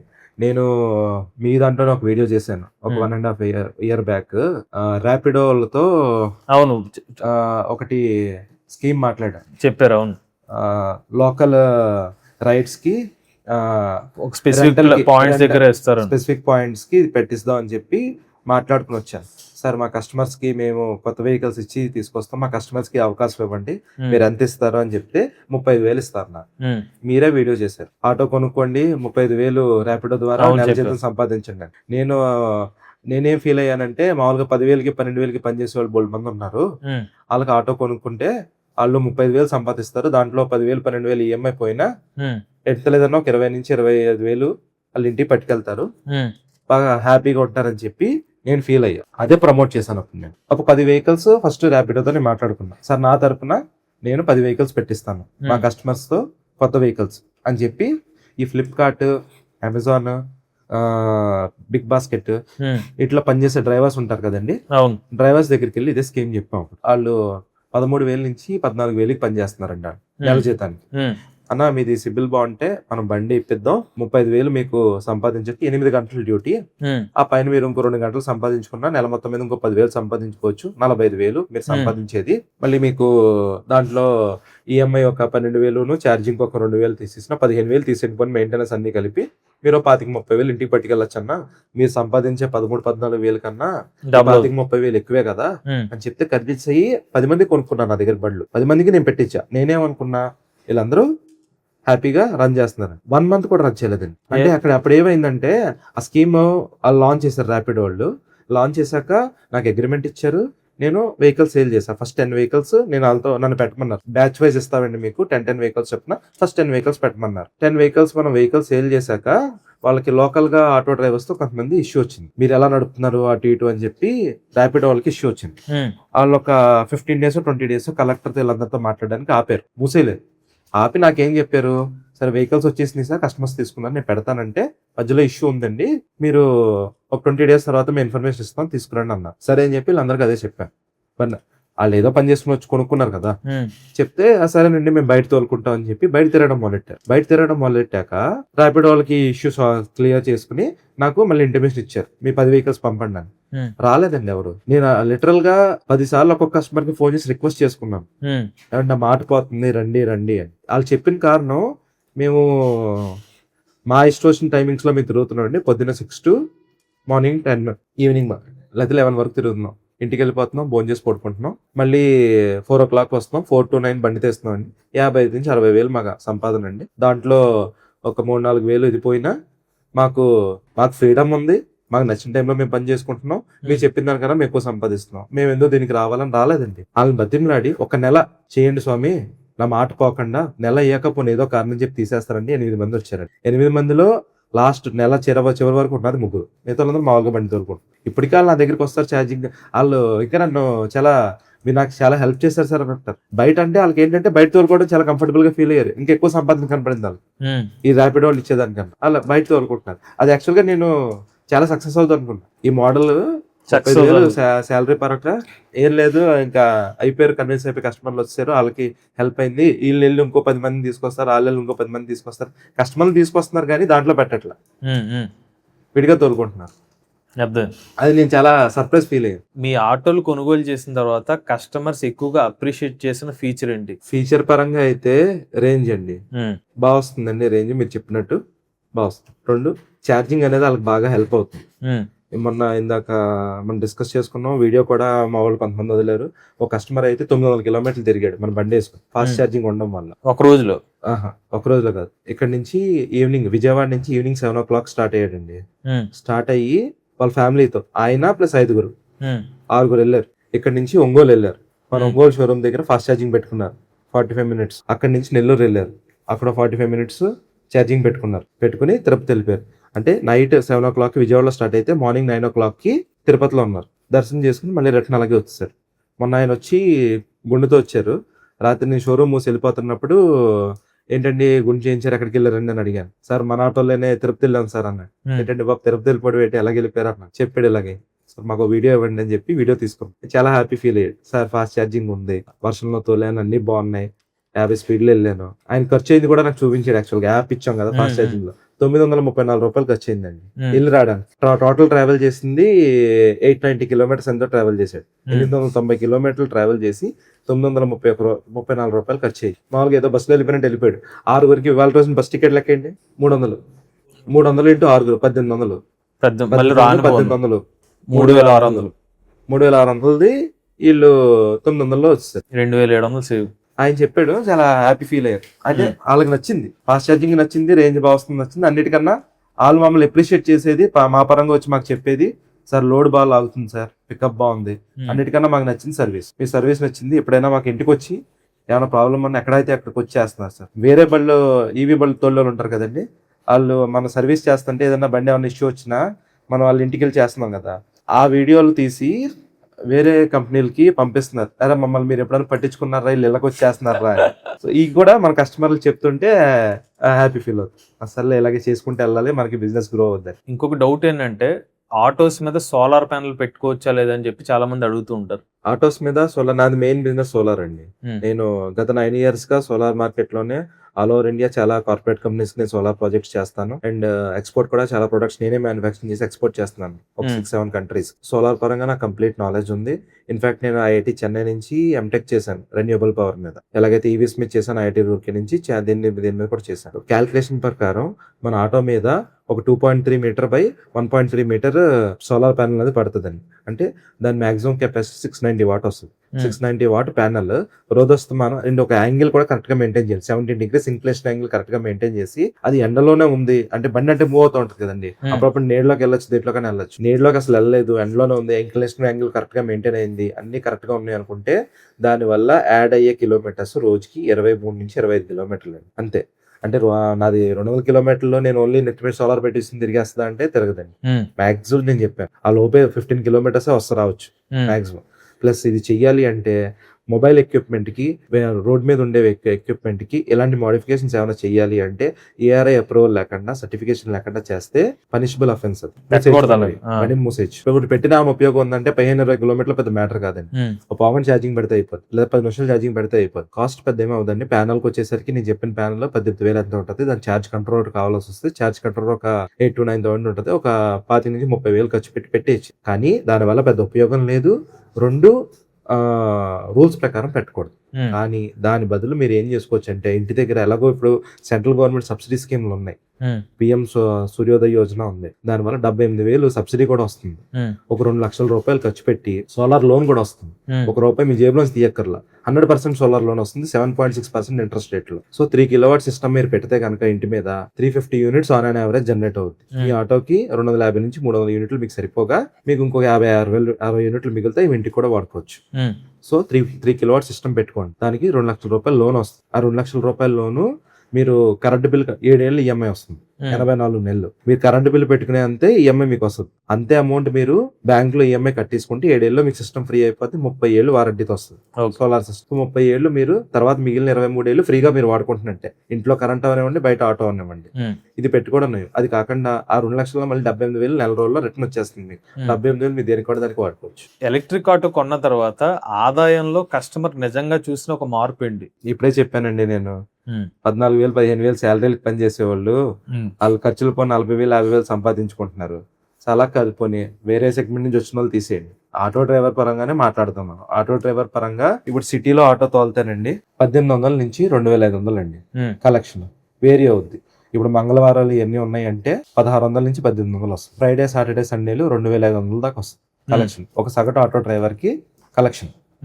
మళ్ళీ ఆ కలెక్షన్ లో ఒక 800 రూపాయలు డీజిల్ తీసేయాలి, 200 రూపాయలు దీనికి తీసేయాలి, ఏది మెయింటెనెన్స్ తీసేయాలి, 300 రూపాయలు ఈఎంఐ తీసేయాలి, 800 200 300 అంటే ఎంతండి 1,300 తీసేయాలి. యావరేజ్ మీద కలెక్షన్ 2,000 అనుకుంది అంటే 2,000లో 1,300 పోతుంది, 700 మిగిలింది అంటే 21,000 సగటు ఆటో డ్రైవరు డీజిల్ అతను సంపాదించి ఇంటికి తీసుకెళ్తున్నాడు. సంపాదించింది అంతా 60,000, మిగిలింది 25,000 మిగిలింది. అదే ఎలక్ట్రిక్ లో వస్తే ఆదాయం పరంగా అతనికి సగటు ఆటో డ్రైవర్ కి 60,000 సంపాదించాడు, కలెక్షన్ వచ్చింది. 2,000 ఛార్జింగ్ పోయింది. కొన్ని ప్రైవేట్ ఫైనాన్స్ చేయించుకున్నాను అనుకున్నాం, 14,000 దాకా మాక్సిమం అనుకున్నాం. 9,000 నుంచి ఈఎంఐలు ఉన్నాయి బ్యాంకులో చేయించుకుంటే, మాక్సిమం 14,000 అనుకుందాం. ప్రైవేట్ ఫైనాన్స్ ఎక్కువ వడ్డీకి చేయించుకున్నాడు, 14,000 ప్లస్ 3,000 ఛార్జింగ్ అనుకోండి, 2,000 మించి అవ్వట్లేదు ఎవరికి, 3,000 అనుకోండి. 14,000 ప్లస్ 3,000 17,000 మెయింటెనెన్స్ కి 1,000 రూపాయలు తీయండి, దానికి 2,000 తీసుకుని దానికి 1,000 రూపాయలు తీయండి, తక్కువ మెయింటెనెన్స్ 18,000. సంపాదన కూడా 60 కాదు 50 అనుకోండి, 50,000 కనెక్ట్ వచ్చింది అనుకోండి. 50,000 నుంచి 18,000 తీసేయండి, 32,000 తక్కువ గట్ట ఆటో డ్రైవర్ సంపాదించుకోవచ్చండి ఎలక్ట్రిక్ లో అయితే. అదే 50,000 దాంట్లో కలెక్షన్ వచ్చింది అనుకోండి, ఇందాక ఎంత వచ్చింది 22,000, 60,000 మీద 22,000 వచ్చింది, 12,000 ఇంటికి వెళ్తుంది. అప్పుడు 10,000 కలెక్షన్ తగ్గిపోయింది అనుకోండి, 60,000 కలెక్షన్ వస్తే 22,000 ఇంటికి వెళ్ళింది. కలెక్షన్ 12,000 ఇంటికి వెళ్ళింది. దానికి దీనికి ఎట్లేదన్నా 20 నుంచి 25,000 అదనంగా సంపాదించుకోవచ్చు ఆటో డ్రైవర్. ప్రస్తుతం ఎలక్ట్రిక్ ఆటో సంబంధించిన రీసేల్ వాల్యూ ఎలా ఉంది? సెకండ్ హ్యాండ్ లో ఎలక్ట్రిక్ ఆటోస్ కొనొచ్చా? దీనికి ఒక ఎగ్జాంపుల్ చెప్తానండి. సరే, కస్టమర్ పేరే చెప్తాను నేను. వేండ్రా శ్రీనివాస్, అతను చూస్తే హ్యాపీ ఫీల్ అవుతాడు. తనకు మన దగ్గర బండి కొన్నాడు ఫస్ట్. అసలు మనం ఫోన్ చేసి సర్వీస్కి వచ్చినప్పుడు, లేకపోతే ఇటువైపు ఎవరిని తెక్కించుకుని వస్తా ఉంటాడు గుడికి, కనకదుర్గాదేవి గుడికి ఇట్లకే వస్తా ఉంటాడు. వచ్చినప్పుడు వచ్చి కనపడుతూ ఉంటాడు కస్టమర్. విజయవాడలో కూడా కనపడినప్పుడు ఒకటి ఏదో వెహికల్ రెపో అయిపోయింది, ఫైనాన్సర్ అటువైపు ఎక్కడో నెల్లూరులోంచి ఫైనాన్సర్ ఇక్కడ మన దగ్గర నిలబెట్టాడు బండి. నేను తీసుకెళ్తానండి, నేను రీసేల్ చేసుకుంటాను ఎవరికన్నా అని చెప్పి ఫైనాన్సర్ పెట్టాడు ఇక్కడ. ఈ వేండ్రా శ్రీనివాస్ అనే అతను వచ్చి చూసాడు బండి, చూసి ఏంటి సార్ బండి ఇక్కడ ఉందంటే ఇలా చెప్పాం. ఫైనాన్సర్ పెట్టుకున్నాడంటే, సార్ నాకు అంటే టాప్ లో సీలింగ్లు కట్టించుకుంటున్నారు అన్ని వస్తుంది కదా. ఆ బండి అప్పుడు ఫైనాన్స్ చూస్తే అప్పటికి 7 నెలలు 8 నెలల్లో కస్టమర్ కట్టున్నాడు. తర్వాత అతను జాబ్ ఏదో వచ్చింది హైదరాబాద్ లో అని చెప్పి వదిలేసి వెళ్ళిపోయాడు. సో బండి ఫైనాన్సర్ తెచ్చేసి ఇక్కడ మన దగ్గర నిలబెట్టాడు. ఈ వేండ్రా శ్రీనివాస్ అనే అతను చూసి నాకు ఎంతకైతే వస్తుందండి అని చెప్పాడు. ఫైనాన్సర్ ఏదో చెప్పాడు, నాకు ఎంత అవుట్ స్టాండింగ్ ఉంది, 3,40,000 అవుట్ స్టాండింగ్ ఉంది, లేదా 3,50,000 అవుట్ స్టాండింగ్ ఉంది, అంత ఇస్తే ఇచ్చేస్తాను బండి అన్న. సరే, 1,00,000 నేను కట్టుకుంటానండి, నాకు ఇచ్చేయండి, పైన మిగిలింది నాకు కంటిన్యూ ఫైనాన్స్ కింద నా పేరు మార్చండి అని తీసుకెళ్ళాడు. తర్వాత దాన్ని డ్రైవర్కి ఇచ్చాడు. 1 నెల 2 నెలలు బాగానే ఉంది, 3వ నెల డ్రైవర్ సెట్ అవ్వలేదు. కొద్దిగా ఫోన్ చేసి, అనవసరంగా కొన్నాను సార్ నేను సెకండ్ హ్యాండ్ బండి, డ్రైవర్ సెట్ అవ్వట్లేదు నాకు అని చెప్పి బాధపడ్డాడు. ఇన్ఫాక్ట్ వాళ్ళ మిస్సెస్ కూడా ఫోన్ చేసి, ఎవరన్నా ఉంటే అమ్మేంటి సార్, వాళ్ళ మిస్సెస్ తో కూడా మాట్లాడించాడు. ఇప్పుడు ఆయనకి 5 బండ్లు. ఎందుకంటే తర్వాత తణుకులో మనం ఫాస్ట్ ఛార్జర్ ఒకటి పెట్టాం. ఫాస్ట్ ఛార్జర్ పెట్టాక ఆయన 650 రూపాయలకి 600కి అద్దెకిస్తున్నాడు బండి, 600 రూపీస్ మంత్లీ డైలీ రెంట్ తీసుకున్నాడు. ఒక 100 రూపీస్ 150 రూపీస్ పెట్టి ఫాస్ట్ ఛార్జింగ్ పెట్టుకుని తిరుగుతున్నాడు. ఫాస్ట్ ఛార్జింగ్ నెట్వర్క్ అక్కడ ప్రతి 50 కిలోమీటర్లకు వస్తుంది గోదావరి జిల్లాలో. తణుకులో ఉంది, భీమవరం ఉంది, అమలాపురం ఉంది, రాజమండ్రి ఉంది, కాకినాడ ఉంది, అన్నవరం ఇప్పుడు వెళ్ళిపోయింది, ద్వారకా తిరుమల ఇప్పుడు ఈ మంత్ లో వెళ్ళాలన్నా ఫాస్ట్ ఛార్జింగ్ ఉన్నాయి. ఫాస్ట్ ఛార్జర్లు ఎప్పుడైతే వచ్చినాయో నెంబర్ ఆఫ్ డ్రైవర్స్ వాళ్ళ దగ్గర నుంచి ఉంటుంది. నాకు కావాలి కావాలని నాకు బండి కావాలి, ఉమ్, మనోడు 600 అద్దెకిస్తున్నాడు, హ్యాపీగా తీసుకెళ్తున్నారు. ఆ 2 బళ్ళు ఎంగేజ్ అయిపోయింది. తర్వాత వచ్చి ఇంకో బండి కొన్నాడు నా దగ్గర బ్యాక్సీ. తర్వాత ఇంకోళ్ళు ఎవరితో కంటిన్యూ ఫైనాన్స్ ఉందంటే మనోడే పట్టుకెళ్ళిపోతుంది. మా వాళ్ళందరికీ నాకు తెలియదు ఇంకా, ఇన్ఫాక్ట్ మా వాళ్ళందరికీ ఫోన్ చేసి చెప్పాడు ఉమ్, ఏమైనా బండి వచ్చిందని ఫస్ట్ నాకే చెప్పండి అని. ఎంత ఉంటే అంత ఇచ్చి కొడుకెళ్ళిపోతున్నాడు. దానికి ఎంత రీసేల్ వాల్యూ ఉందో, ఫైనాన్షియల్ వాల్యూ, అంత అమౌంట్ కట్టేసి పట్టుకెళ్ళిపోతున్నాడు వెంటనే. ఆ ఊర్లో మళ్ళీ జగదీష్ ఇంకో ఆయన వచ్చాడు, ఆయన చూస్తాడు వీడియో. వాళ్ళ అబ్బాయి పేరు మీద, మణికంఠేశ్వరరావు అనే అబ్బాయి పేరు మీద బండి కొన్నాడు ఫస్ట్. ఉమ్, తర్వాత ఇవాళ ఆయనకి 4 ఉన్నాయి. నేను ఒక తనకు ఎగ్జాంపుల్ చెప్తాను మీకు. ఈ 4 ఆయనకి 5.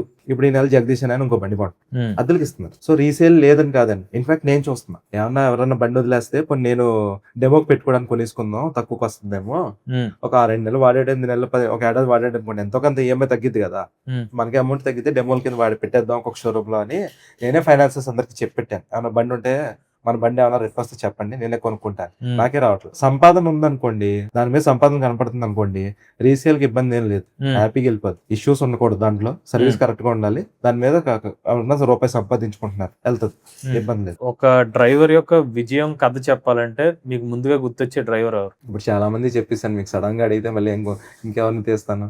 ఇప్పుడు నేను ఇందాక చెప్పాను, ఎగ్జాంపుల్స్ చెప్పాను. ఒకళ్ళు సిహెచ్ కళ్యాణ్, ఉమ్, ఫ్లిప్కార్ట్ లో పనిచేసే అతను, ఆ, 14 చెప్పారు అది వేలు తీసుకెళ్ళి. salary. వస్తాడు కాసేపట్లో, ఛార్జింగ్ కూడా వస్తాడు, డైలీ వస్తాడు ఇక్కడికి నా దగ్గరికి. మనోడు 50-60 వేలు తక్కువ సంపాదించట్లా. ఇంకొక అతను మహేష్ అని నా దగ్గరే ఒక బండి అద్దెకి తీసుకుని నడిపేవాడు ఉమ్, విజయవాడలో. అది 150 కిలోమీటర్స్ బళ్ళు స్టార్టింగ్ లో వచ్చినప్పుడు నా దగ్గర 2 స్టాక్ ఉండిపోయింది. ఉమ్, అవి ఎవరో కొనట్లు, కొన్ని పక్కన పెట్టేదానికి బ్యాటరీ పాడైపోద్ది అని చెప్పి అద్దెకి ఇచ్చాను. ఎంత, నేను చిన్న బండి అది 500 రూపీస్ అదిగిచ్చాను ఉమ్, డేకి. గత 1.5 year నుంచి తిప్పుతున్నాడు. ఛార్జింగ్ మళ్ళీ నా దగ్గరికి రావాలి, ఛార్జర్ ఇవ్వాలి, బండి నా దగ్గరికి సాయంత్రం తీసుకొని ఛార్జింగ్ పెట్టుకోవాలి ఇక్కడ. సో వచ్చినప్పుడల్లా అప్పుడప్పుడు అడుగుతాను.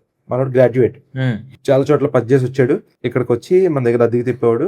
అతను ఓన్ టైమింగ్స్ లో తిప్పుతాడు. మార్నింగ్ 5కి వెళ్ళిపోతాడు, మళ్ళీ నైట్ కొన్నిసార్లు మార్నింగ్ అసలు తీయడు, నైట్ అయితే తోలుతా ఉంటాడు. నైట్ అయితే ఓలా ఊబర్ యాప్లో డబుల్, అవును, అవును. 1.5 times, ఉమ్, డబుల్ గా 1.5 times అమౌంట్ వస్తుంది. మనోడు డేస్ వైజ్ ఒక 4 రోజులు నడిపితే ఐడియా వస్తుంది మనోడు ఏ టైంలో ఏ ఏరియాలో నడిపితే డబ్బులు బాగా వస్తున్నాయి. ఒక రోజు అతనే వచ్చి చెప్పాడు, సరే ఇవాళ 3,700 కలెక్షన్, ఉమ్, 3,700 1 day కలెక్షన్. 500 మీరు అద్ది. నాకు 500 ఇచ్చేది. అతను మొన్న బండి వదిలిస్తున్నది, ఉమ్, అదిగిచ్చే బండి, బ్యాక్సీ నోవా బండి ఉంది కదండి, అది కొనేసుకున్నాడు నా దగ్గర, ఉమ్, కొనుక్కొని తిరుగుతున్నాడు. అతను ఫైనాన్స్ కూడా అవ్వకపోతే నేను ఎవరితో మాట్లాడి ఇప్పించా, సిబిల్ బాగాలేదు. ఉమ్, నేను వేరే మాట్లాడి కొద్దిగా ప్రైవేట్ ఫైనాన్సర్ ఒకరితో కట్టుకుంటాడండి నాది పూచి అని చెప్పి ఇప్పించాను. రోజు కనపడతాడు, మంచి చెప్తాడు. సార్ ఇవాళ స్టార్టింగ్ లో అడిగామండి, నాకు ఒక ఐడియా ఉండాలి కదా, తెలుసుకోవాలి కదా జనరల్ గా ఎంత సంపాదిస్తున్నారు ఇల్లని. నాకు 500 ఇస్తున్నాడు, వేరే బాబు నీకు ఎంత వచ్చిందిరా బాబు అని అడిగేవాడు. 1,500 వచ్చిన రోజులు కూడా ఉంటాయి. ఉమ్, లీస్ట్ 1,500, హైయెస్ట్ 3,700, 4,000 దాకా కూడా వెళ్ళింది. ఆన్ అండ్ యావరేజ్ 2,000 ఏ రోజు కూడా మంత్లీ వైజ్ గా 2,000 తగ్గలేదు. సో ఆ డబ్బులు పెట్టి కొద్దిగా ఫైనాన్స్ తీసుకుని మిగతాదంతా క్యాష్ పెట్టి ఆటో కొనుక్కున్నాడు నా దగ్గర. మహేష్ అతని పేరు. సో చూసారు కదా చందు గారు, ఆయన యొక్క నాలెడ్జ్ అంతా కూడా మీకు ఎలక్ట్రిక్ ఆటోస్ ఎవరైతే తీసుకుందాం అనుకుంటున్నారో కంప్లీట్ నాలెడ్జ్ షేర్ చేశారని అయితే అనుకుంటున్నాను. సో వీళ్ళు వచ్చేసరికి Vijayawada auto Nagar 100 feet road ఏదైతే వీళ్ళ షోరూమ్ అయితే ఉందన్నమాట, ఈమాట automotive showroom. Baxy line వచ్చేసరికి 250 kilometers వరకు సర్టిఫైడ్ రేంజ్ తో ఎలక్ట్రిక్ ఆటో అయితే అందిస్తున్నారు. అలానే వీళ్ళ లోడర్ ఎలక్ట్రిక్ ఆటో, ఈ మ్యాగ్నెట్ ఎలక్ట్రిక్ ఆటో ఉంది. అలానే వీళ్ళు రీసెంట్ గా నోవా అని ఇంకొక ఎలక్ట్రిక్ ఆటో తీసుకొచ్చారు. 300 kilometers సర్టిఫైడ్ రేంజ్ తో ఎలక్ట్రిక్ ఆటో కూడా అందిస్తున్నారు. ఎవరైనా విజయవాడ పరిసర ప్రాంతాల్లో ఎలక్ట్రిక్ ఆటో తీసుకుందాం వీళ్ళ కాంటాక్ట్ డీటెయిల్స్ అనేది స్క్రీన్ మీద అందజేస్తాం. ఇటువంటి లేటెస్ట్ అప్డేట్స్ కోసం ఈవీ కుర్రాడు ఛానల్ సబ్స్క్రైబ్ చేసుకోండి. Charge nature drive future.